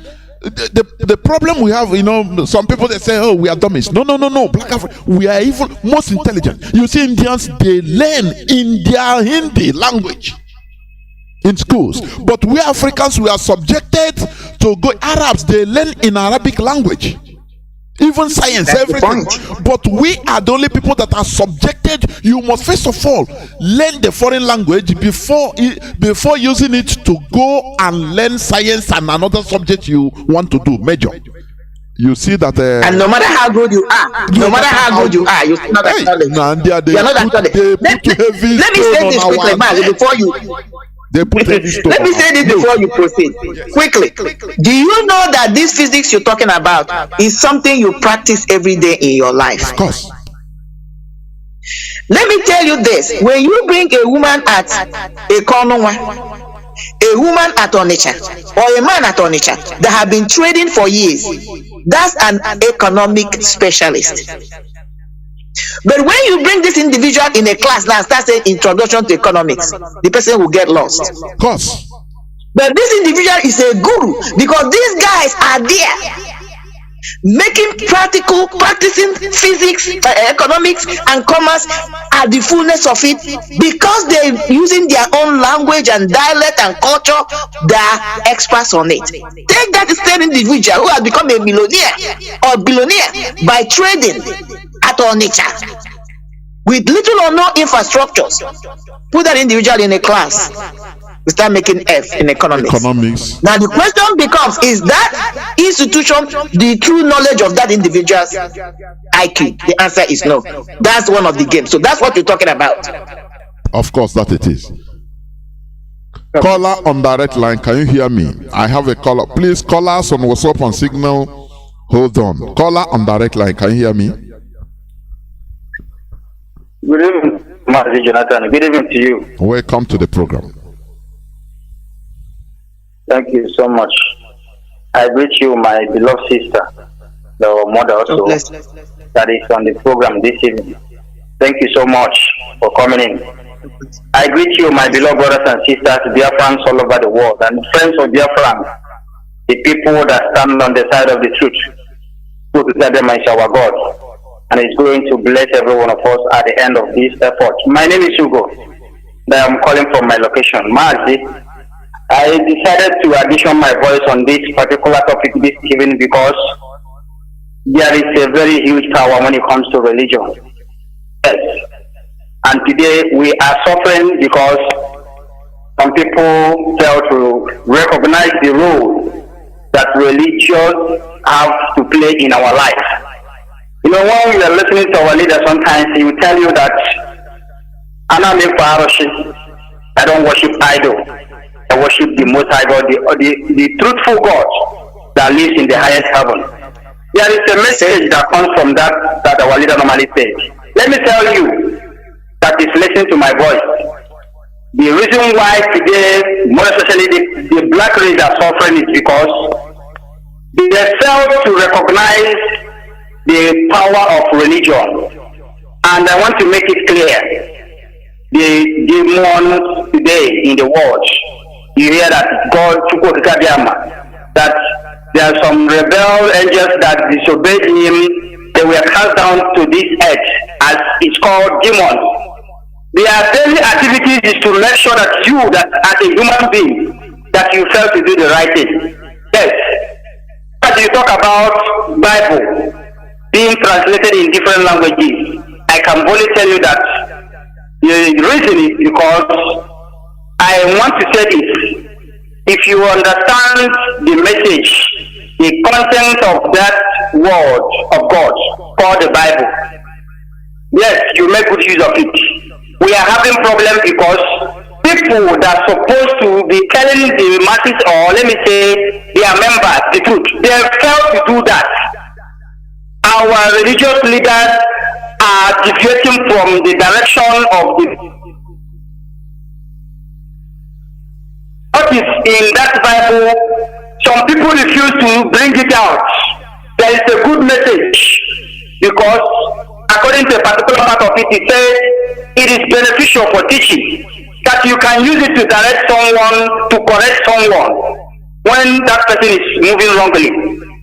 There is truthful when it comes to make the religion, as we are discussing this evening. There is very wonderful power when it comes to it. But if you don't make good use of it, if you fail to follow the direction that the word of God is telling you, then you are making a very big mistake, because at the end of everything, both you and the people that is listening to you, everybody will be in the wrong lane. What is my message? My message is that the religious leaders are the ones derailing or from the right direction that people have to give to us. Yes. Oh, maybe your airtime was over. I don't know, because he was calling on direct line. Let me say this before I continue, because I have callers waiting. Do you know that due to the Jewish diaspora with Jews scattered all over the world, they live almost entirely outside the land of Israel? The concept of a religious war was absent in Jewish thought for approximately the last 2,000 years. You know, when you are studying history, sometimes you say, God, all this is what is happening to us. They believe, they don't know, they believe in pacifism. No war, no. The same thing our people is undergoing. No, they don't want war. This thing, the Israelis, because they are in diaspora, they thought that as with time, everything will be okay. With time, just with time. Don't worry as time goes on. For approximately 2,000 years. Until they saw that the more they keep quiet as if nothing is happening, the more they become targets and be slaughtered. They say, oh boy, I beg this religious, but let's forget about it first. We must. They were waiting for the Messiah. Yes. They were waiting for the Messiah to come down from heaven. No, don't do it. Don't fight. Do you know that if they slap you this side, turn the other side. Love your enemies. And they were moving. The more they moved, the more they are being slaughtered. They thought that they could hide in different parts of the world and dissolve in their culture and be less known. But the more they continue, the more they are being identified and slaughtered in any part of the world they are. For approximately 2,000 years. There they say, oh boy, we will go extinct if we don't fight back. They form the Zionist movements in the diaspora. Exactly what we are doing today. Correct. They no more don't believe that let us wait for God to do it for us. God will fight. They said no, we will die because if we continue, all of us will perish.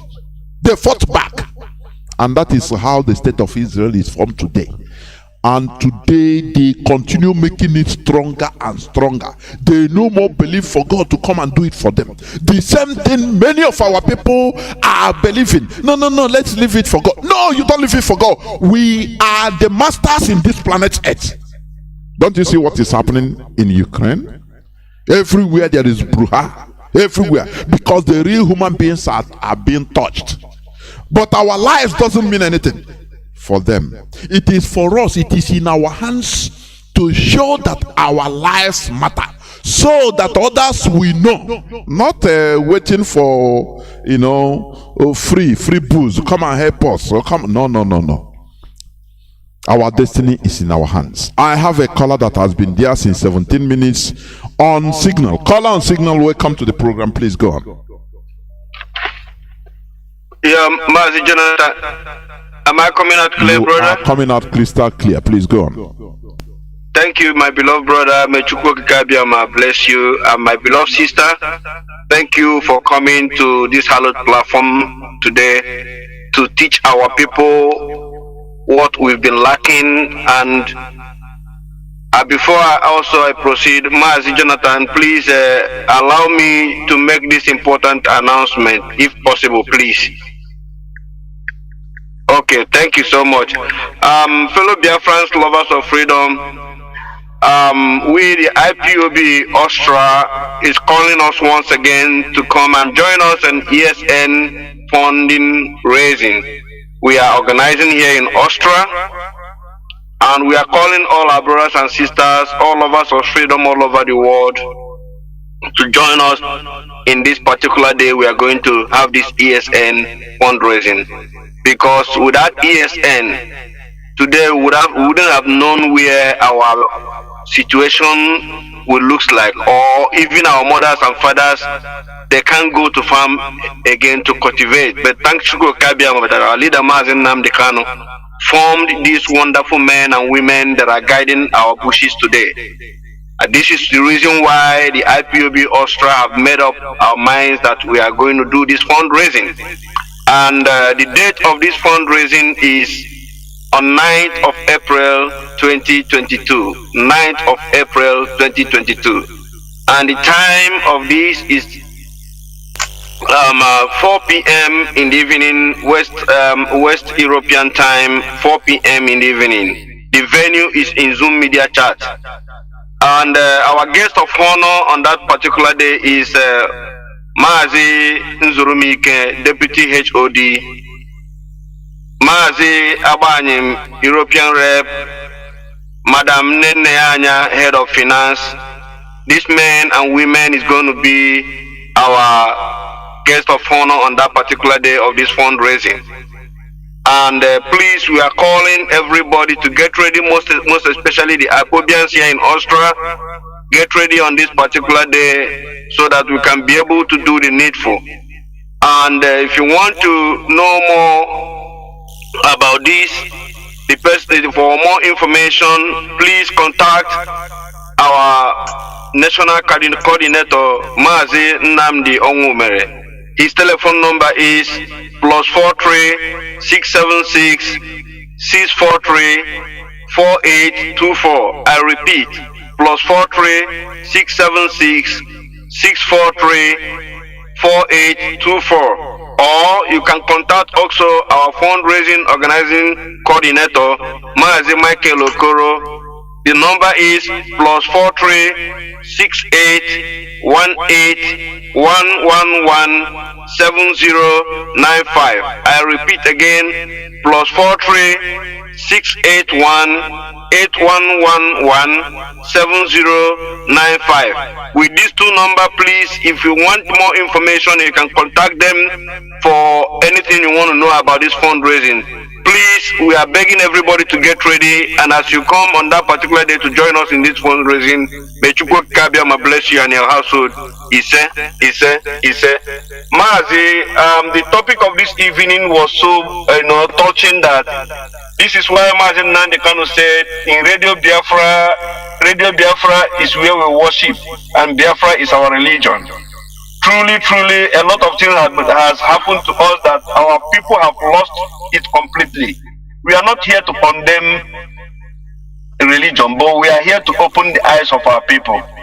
This is why you see when an old woman will go and catch the last chicken he has in the house, go and give it to one man wearing a tie.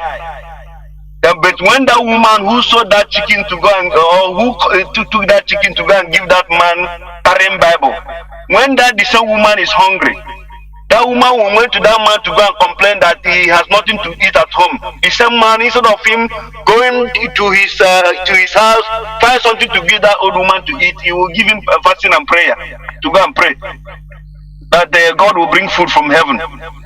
You see, these tricks these people are using in our brain, Mazi, this is unbelievable. And people are buying to this nonsense. How something practical, and you are asking me to go and pray on top of the hunger that is in my stomach, but you have two tubes of yams under your bed. You can't go and give me to go home and cook and eat. You give me fasting and prayer on top of it. Mazi, do you know that in this country we are living here in Austria, that their religion is their language?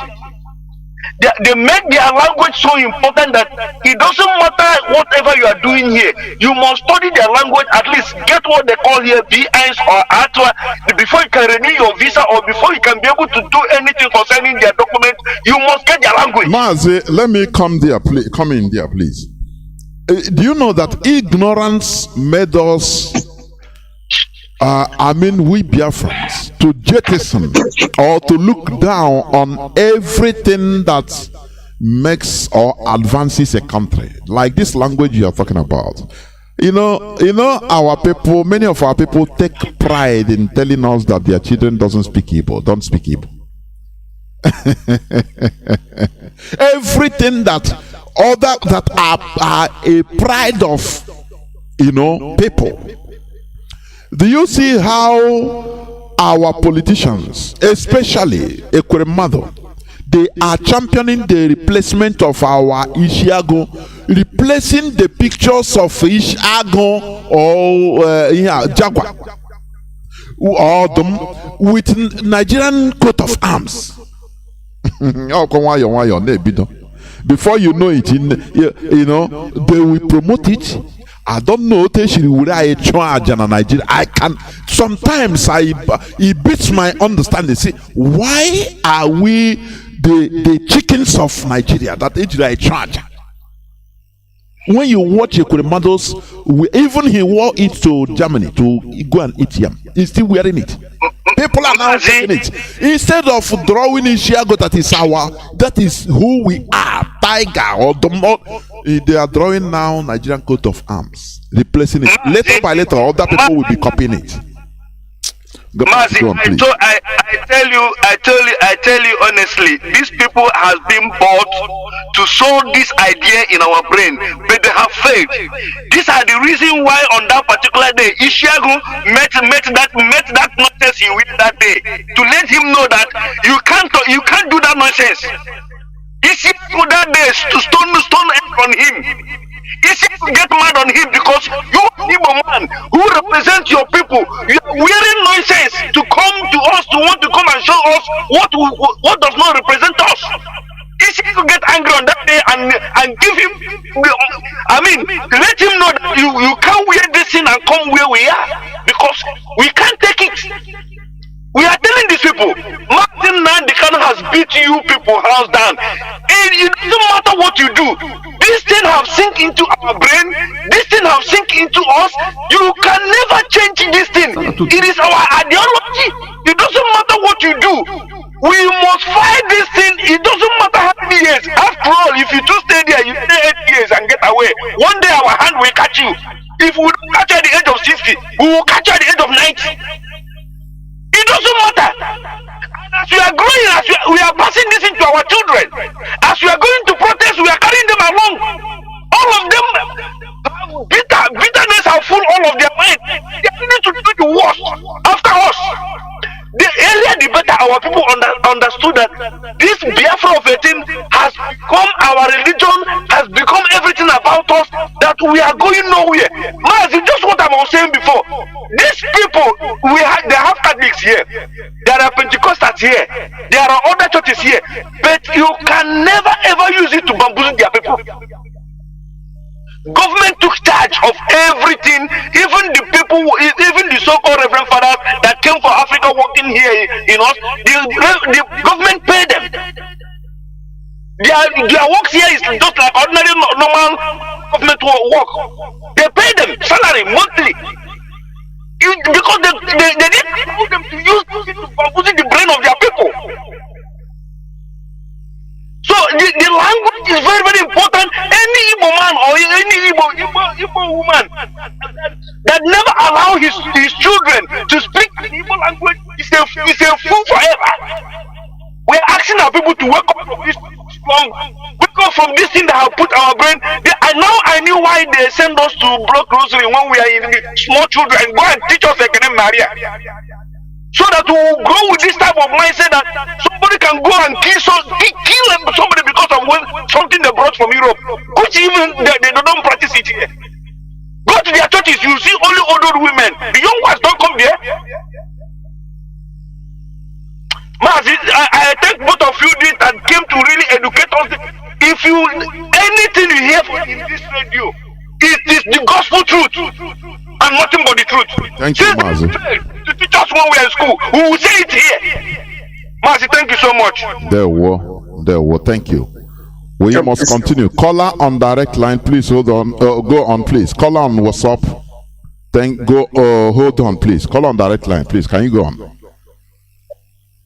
Yes, Mazi, thank you so much. Mazi, this is Hugo. I called back. Okay. So please. my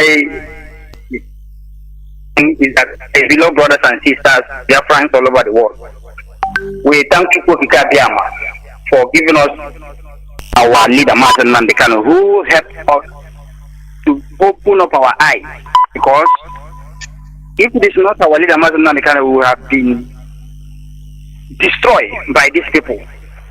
The reason I'm saying this is because religion did a very big damage when it comes to how we believe it. Not as you said. There is a particular part that says when your enemies are trying to kill you, like when you are slapped on this particular side of, and if you turn the other side of it, then another portion of the Bible will tell you that vengeance is of God. Yes, we know that. But I want to ask a question. Are we supposed to be silent then our enemies as a human being, our fellow human being destroy and kill us? And we continue to ask for God to fight for us? The answer is not yes, as some of you think it is. So that is the reason why I'm saying that the problem that we are facing today, we can boldly say we are going to hold the religious leaders accountable because they are the ones who continue to hold on that to teach their followers to say, don't fight, don't do this one, allow God to fight for you.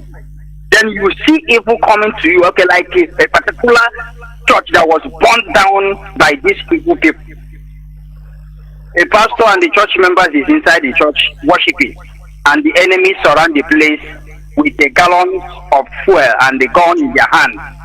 And they were watching, calling Jesus, Jesus, Lord of Jesus. They fuel down the place and light it on. And everybody was born to ashes. Is that supposed to be that way? The answer is no. If you don't even know what to do, you can even try to run. But assuming that they try to escape, one or two must have succeeded.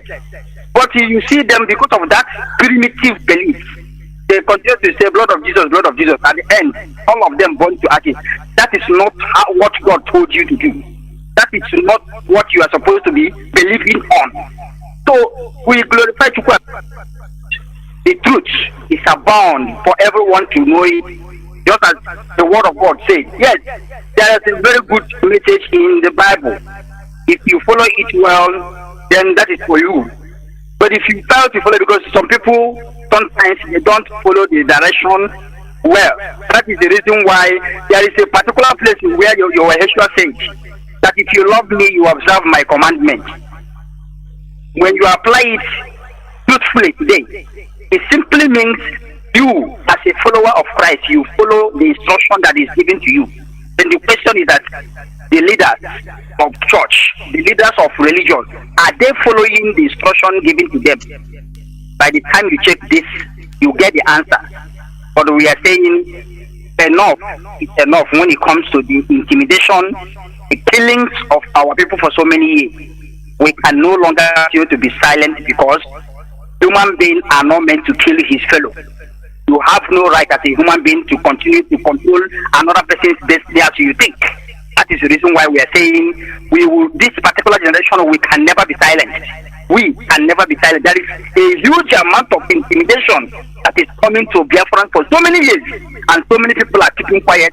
Just as you said, in a particular place in the world, there is a very serious fight. Yes, this fight is claiming lives of people. Let me ask you, those lives, are they different from the lives that are being lost in daily basis in Biafran land? The answer is no. But some of you will say yes. But I want to make it clear that life is life. When it comes to human beings, our life is equal. If you love your own life, that is value it so much. That is how another person values his own life. So I see no reason why people will be dying in daily basis in this do-God Nigeria. Every day, what makes up their headline is 200 accused of stop police, 100 burned down by their fellow human beings, and the world is not doing anything. They are silent, and you want us also to behave like the world. No, we will save ourselves. Thank you. But I want to use this opportunity to thank every one of you for this wonderful work. The Chukwu Kadama continue to be your friend. Thank you so much. Thank you. Remember, please. We are inching towards the end of the program. Caller on WhatsApp. I'm telling you, thank you for holding on for 30 minutes. Please go on. Caller, I think you are calling from Mauritius. Am I right? Caller on WhatsApp. Can you hear me, please? Caller on WhatsApp. Are you hearing me? Stop listening to your radio, please. My goodness me. It will be very absurd for you to wait after 30 minutes. You will know I will cut you off. It doesn't make sense. Caller on signal. Can you hear me, please? Mazi, good evening. Welcome to the program. My greetings go to our mom and Wada. I'm calling the program today with you. And my greetings to all IPOBians around the world. And my royalty to the HODs and the Mazi and the Kanu. The unshakable foundation of human race. That is what I call it. As you are speaking with your brother, Mother Buruchuku, according to what you have been teaching us since today, when we are growing up, there is no family that doesn't have Obi, and that Obi is sacred. Our mother doesn't enter there. If they are in their time, they will call their son or their daughter to give food to the father when he's sitting there.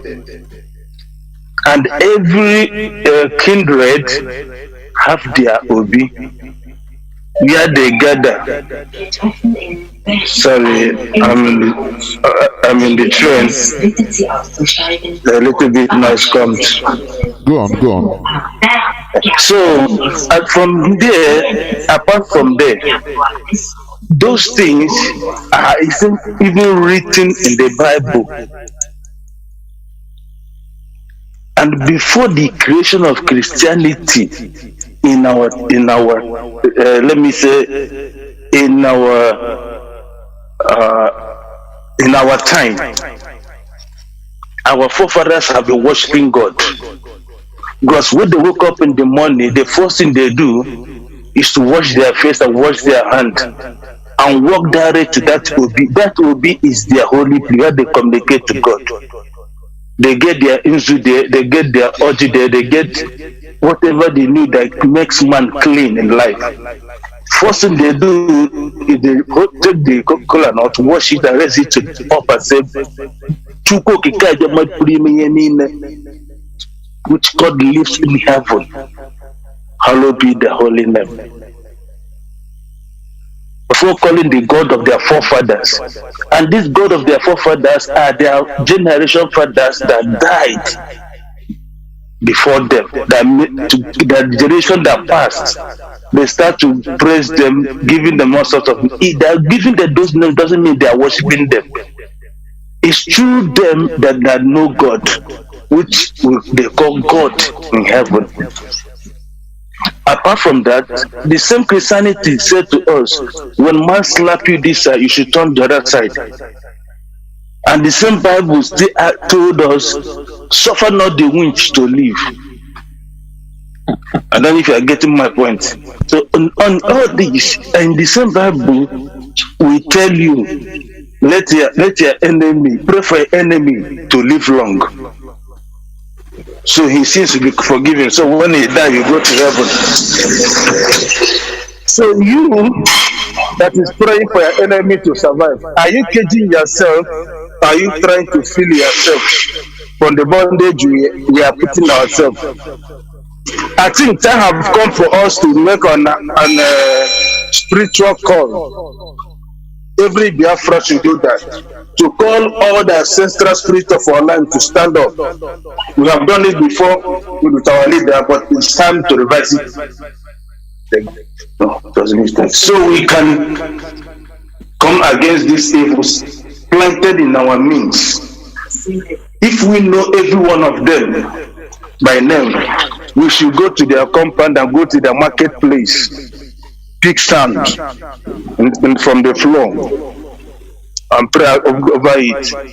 Whatever they will do against us, we should come against them and their family. I think that's the another option we follow, because our forefathers don't go to fight with gun. No, we only go to fight with cola and the water in our land and the sound in our community. That's how we go to war. And those things, if we can be able to revive all those things back to this time, we are in a critical condition. I hope something will change in our struggle. Mazi, I don't want to take too much of that, but for other people.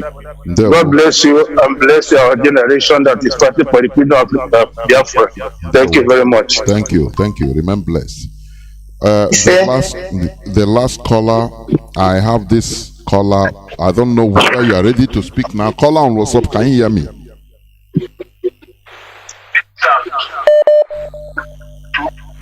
Caller on WhatsApp, can you hear me?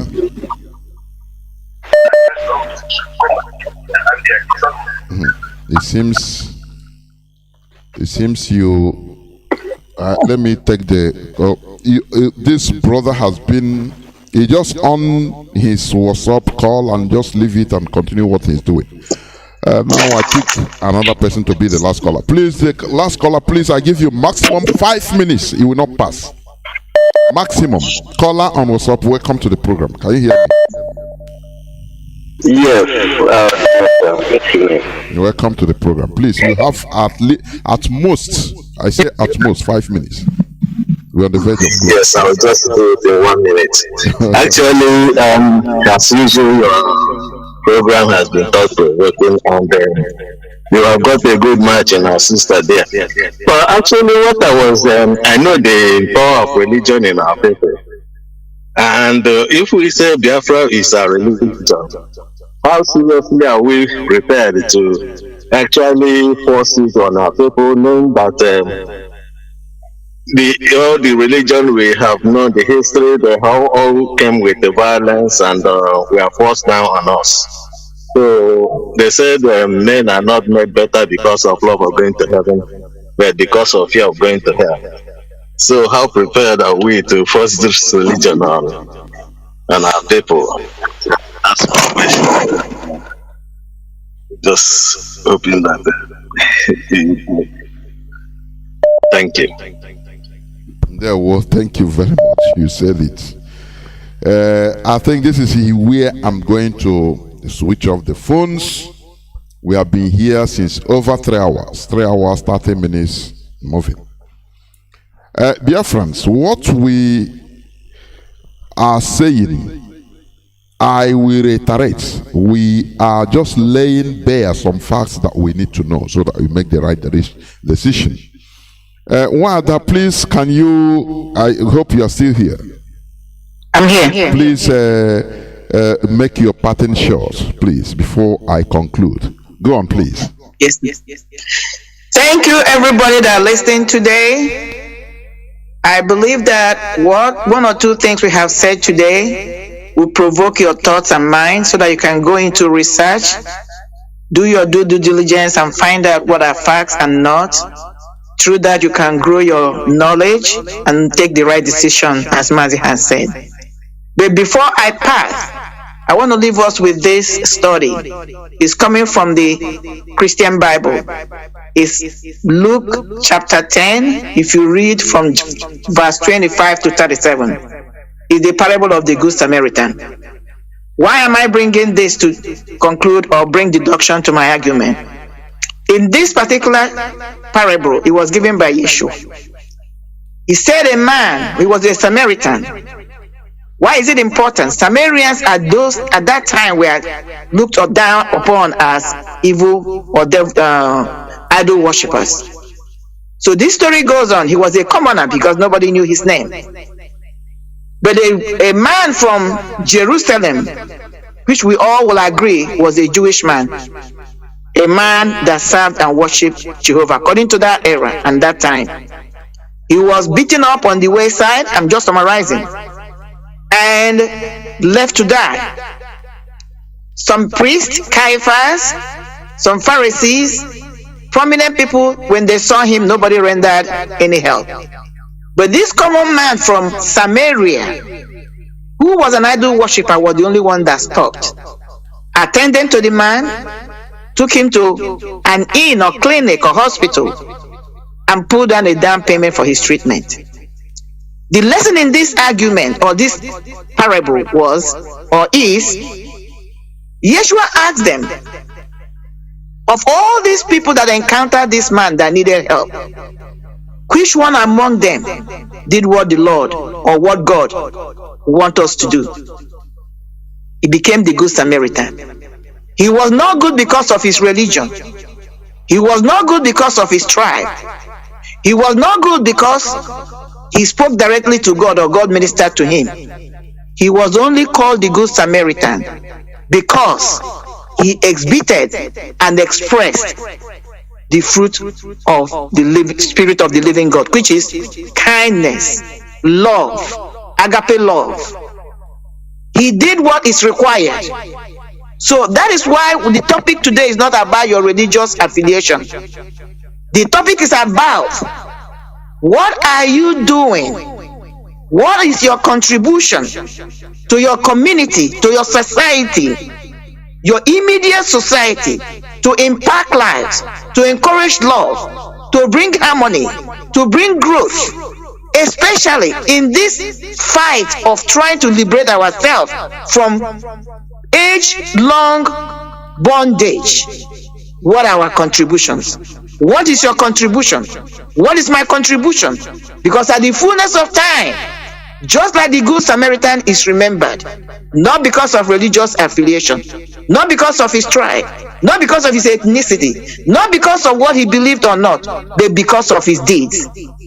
May we from today emulate like this, whoever this Good Samaritan was, and do that which will bring this fight, this foundation God has laid through Mazi Kanu, this liberation movement he has laid through Mazi Kanu and DOS, with the people in the University of Biafra radio station propagating the gospel.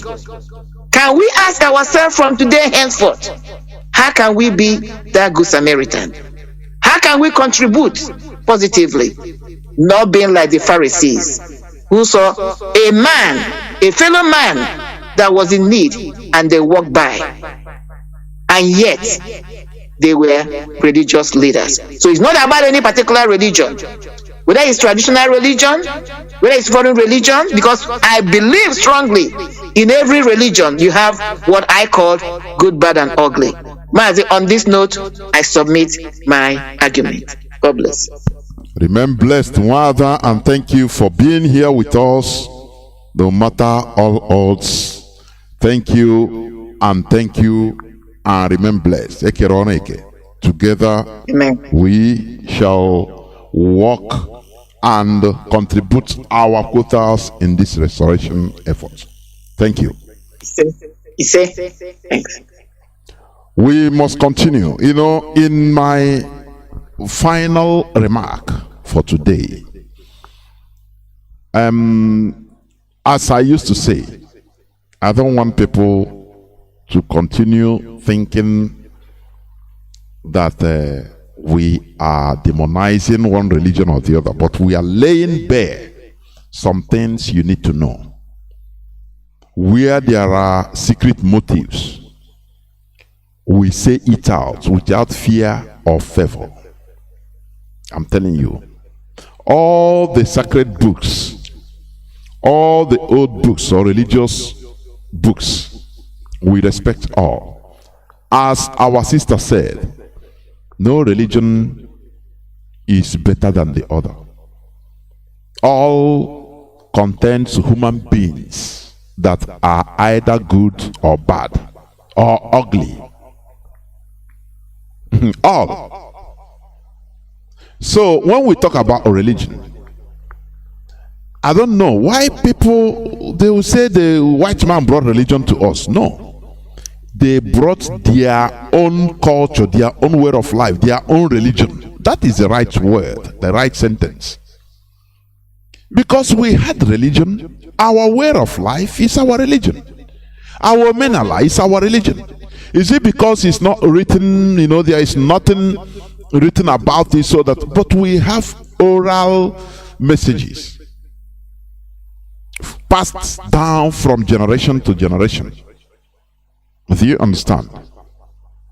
So do not exclude our menala as religion.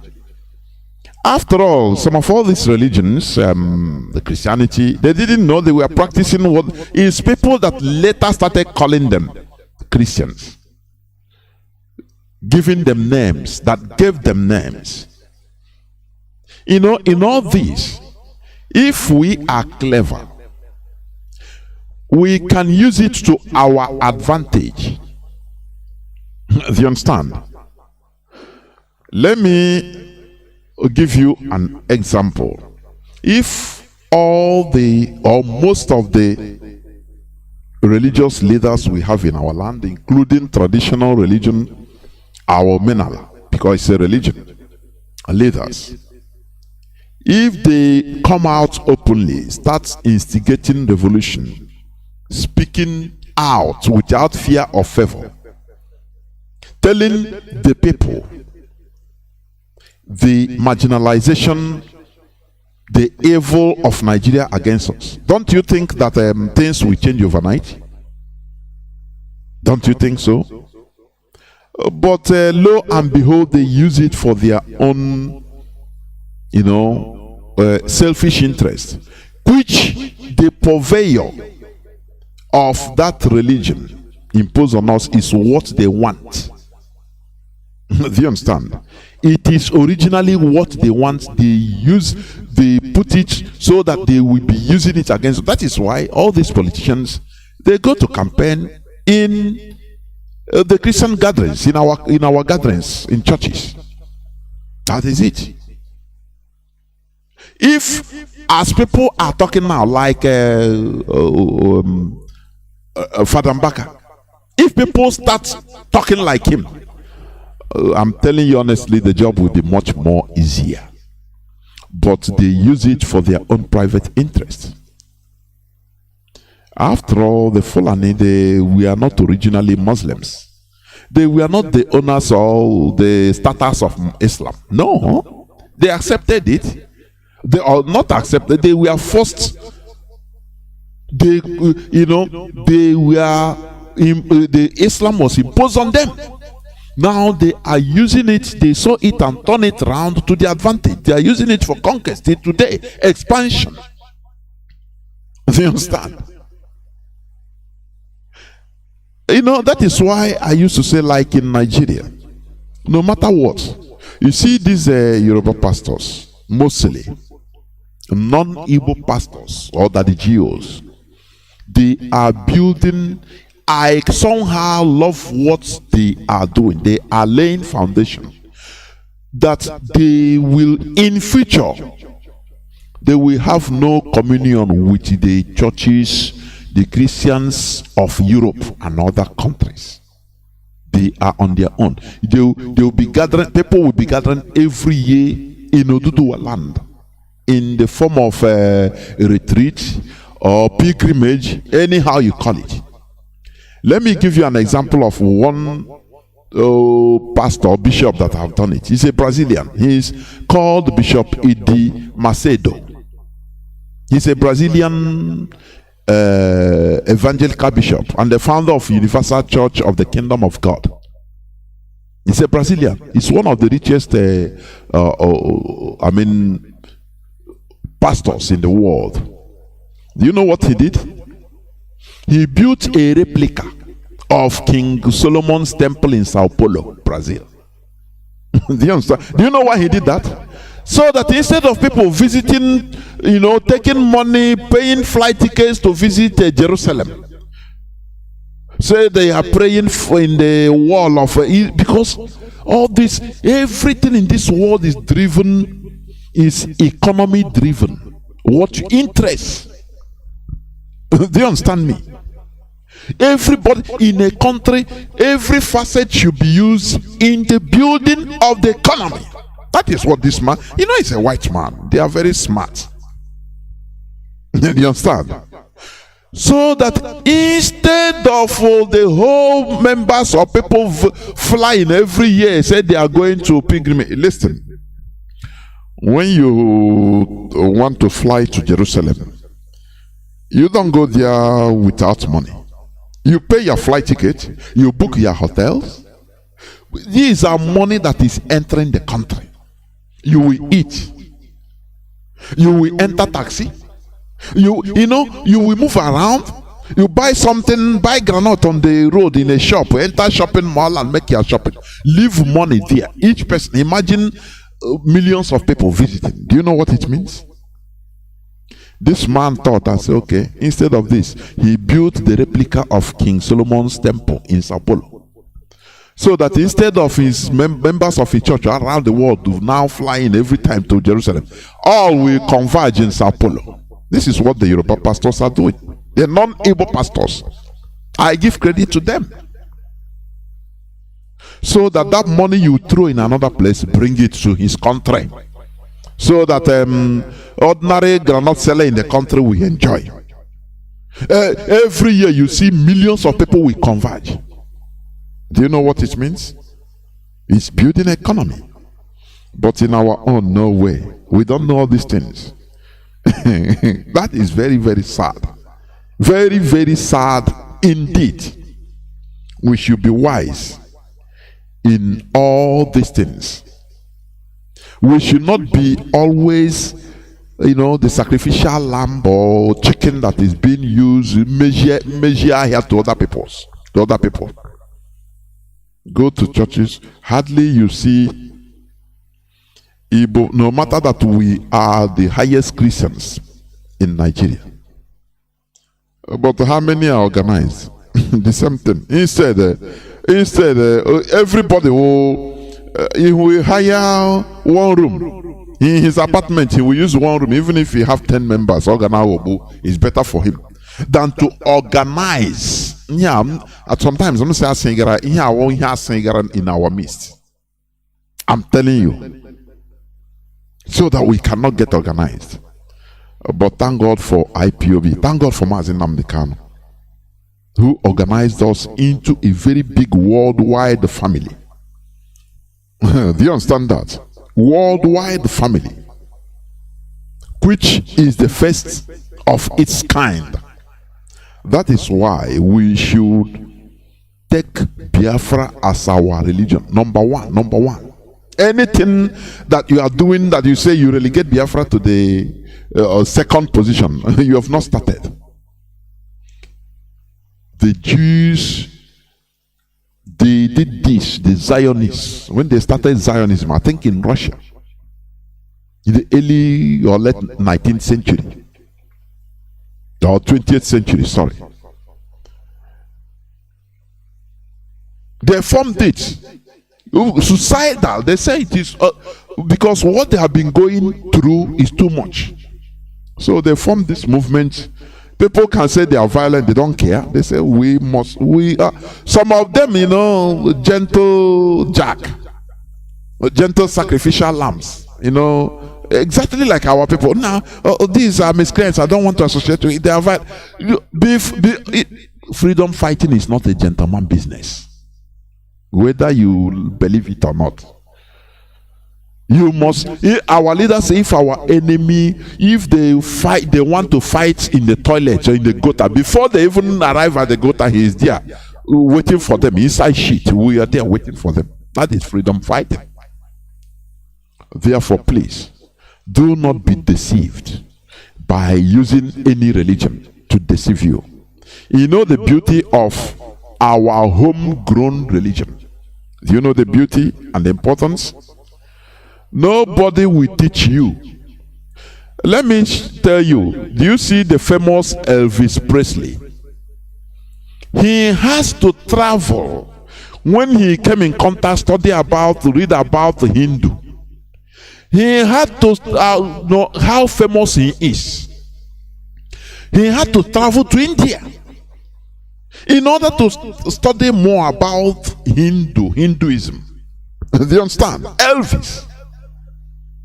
Had it been India was, for example, a Christian country, headquartered in Rome, Elvis Presley would just fly to Rome. But the beauty of it is that homegrown religion, people will come to watch, to experience. You become the master teaching how this is done. When we talk about homegrown, our religion, our menala, people think that is killing a chicken and cow on Facebook. That is rubbish. That is simple rubbish, because the way we have charlatans in Christianity, in other religions, that is the same way we have in our own traditional religion. So people should not be deceived when they come in this modern age, where killing. Even if look at Zuma, the footballer that only smacked his kitten, his cat. They want to destroy his life. because video caught it. But you see our people, in the name of we are traditionally, they will focus camera. You don't know that it's an eyesore in this world, in this 21st century. People will see it and say, who are these animals? Who are they? Don't you know? Can't you do it off a camera? What you are doing? And you come in a moment, you are the same as all these scammers, that the Jews or pastors scamming people. It's the same thing. Because that is not what it should be. We have principled omenala, not a show, making show on Facebook. That is rubbish. It's the same thing with all these scammers using other religions. When we practice and develop and advance our traditional way of life, our religion, people will start coming from far and near to learn. No more teaching you. No more giving instruction from other places. No, you are not getting it wrong. You are not getting it right. Look at how in order to deceive you. That is why the European Union have to dispatch people every time in order to come and certify your electioneering. Because that is the standard. They have given you every time you will be obese a boy, you are obese a boy. You will never grow as a country. Because they are the people that give you what you are doing. So they will put you where you should be. Do you see it? So what we are doing is liberation. Total liberation. First of all, mental liberation, because we cannot achieve a successful physical revolution without first of all undergoing mental revolution. It is impossible. Do you understand? If we want to restore a Biafra of advancement, a restored Biafra of progress, we should first of all sanitize our brain. Do you understand me? It's a pity some people, they will go, they want to join what we are doing, but maybe their church, their denomination say no. Don't enter into politics in this world. That is, it's the only thing that is preventing them. And you say, where are the brains of this type of people? It is high time we come back to who we are, so that we shall progress. Thank you for listening. Remember, as I announced before, our radio FM is now booming in Ihiala. Tune in 102.5. 102.5. You will be hearing our voice as clear as crystal. We must continue doing what we are doing, because Biafra is our religion, Biafra is our identity, Biafra is everything we have. It's our hope. Without Biafra, we are finished. Do you understand? Thank you for listening. Tomorrow is another day. From me, Mazi Johnathan, together with Wada Marian, from here, it is simply good evening. Yeah.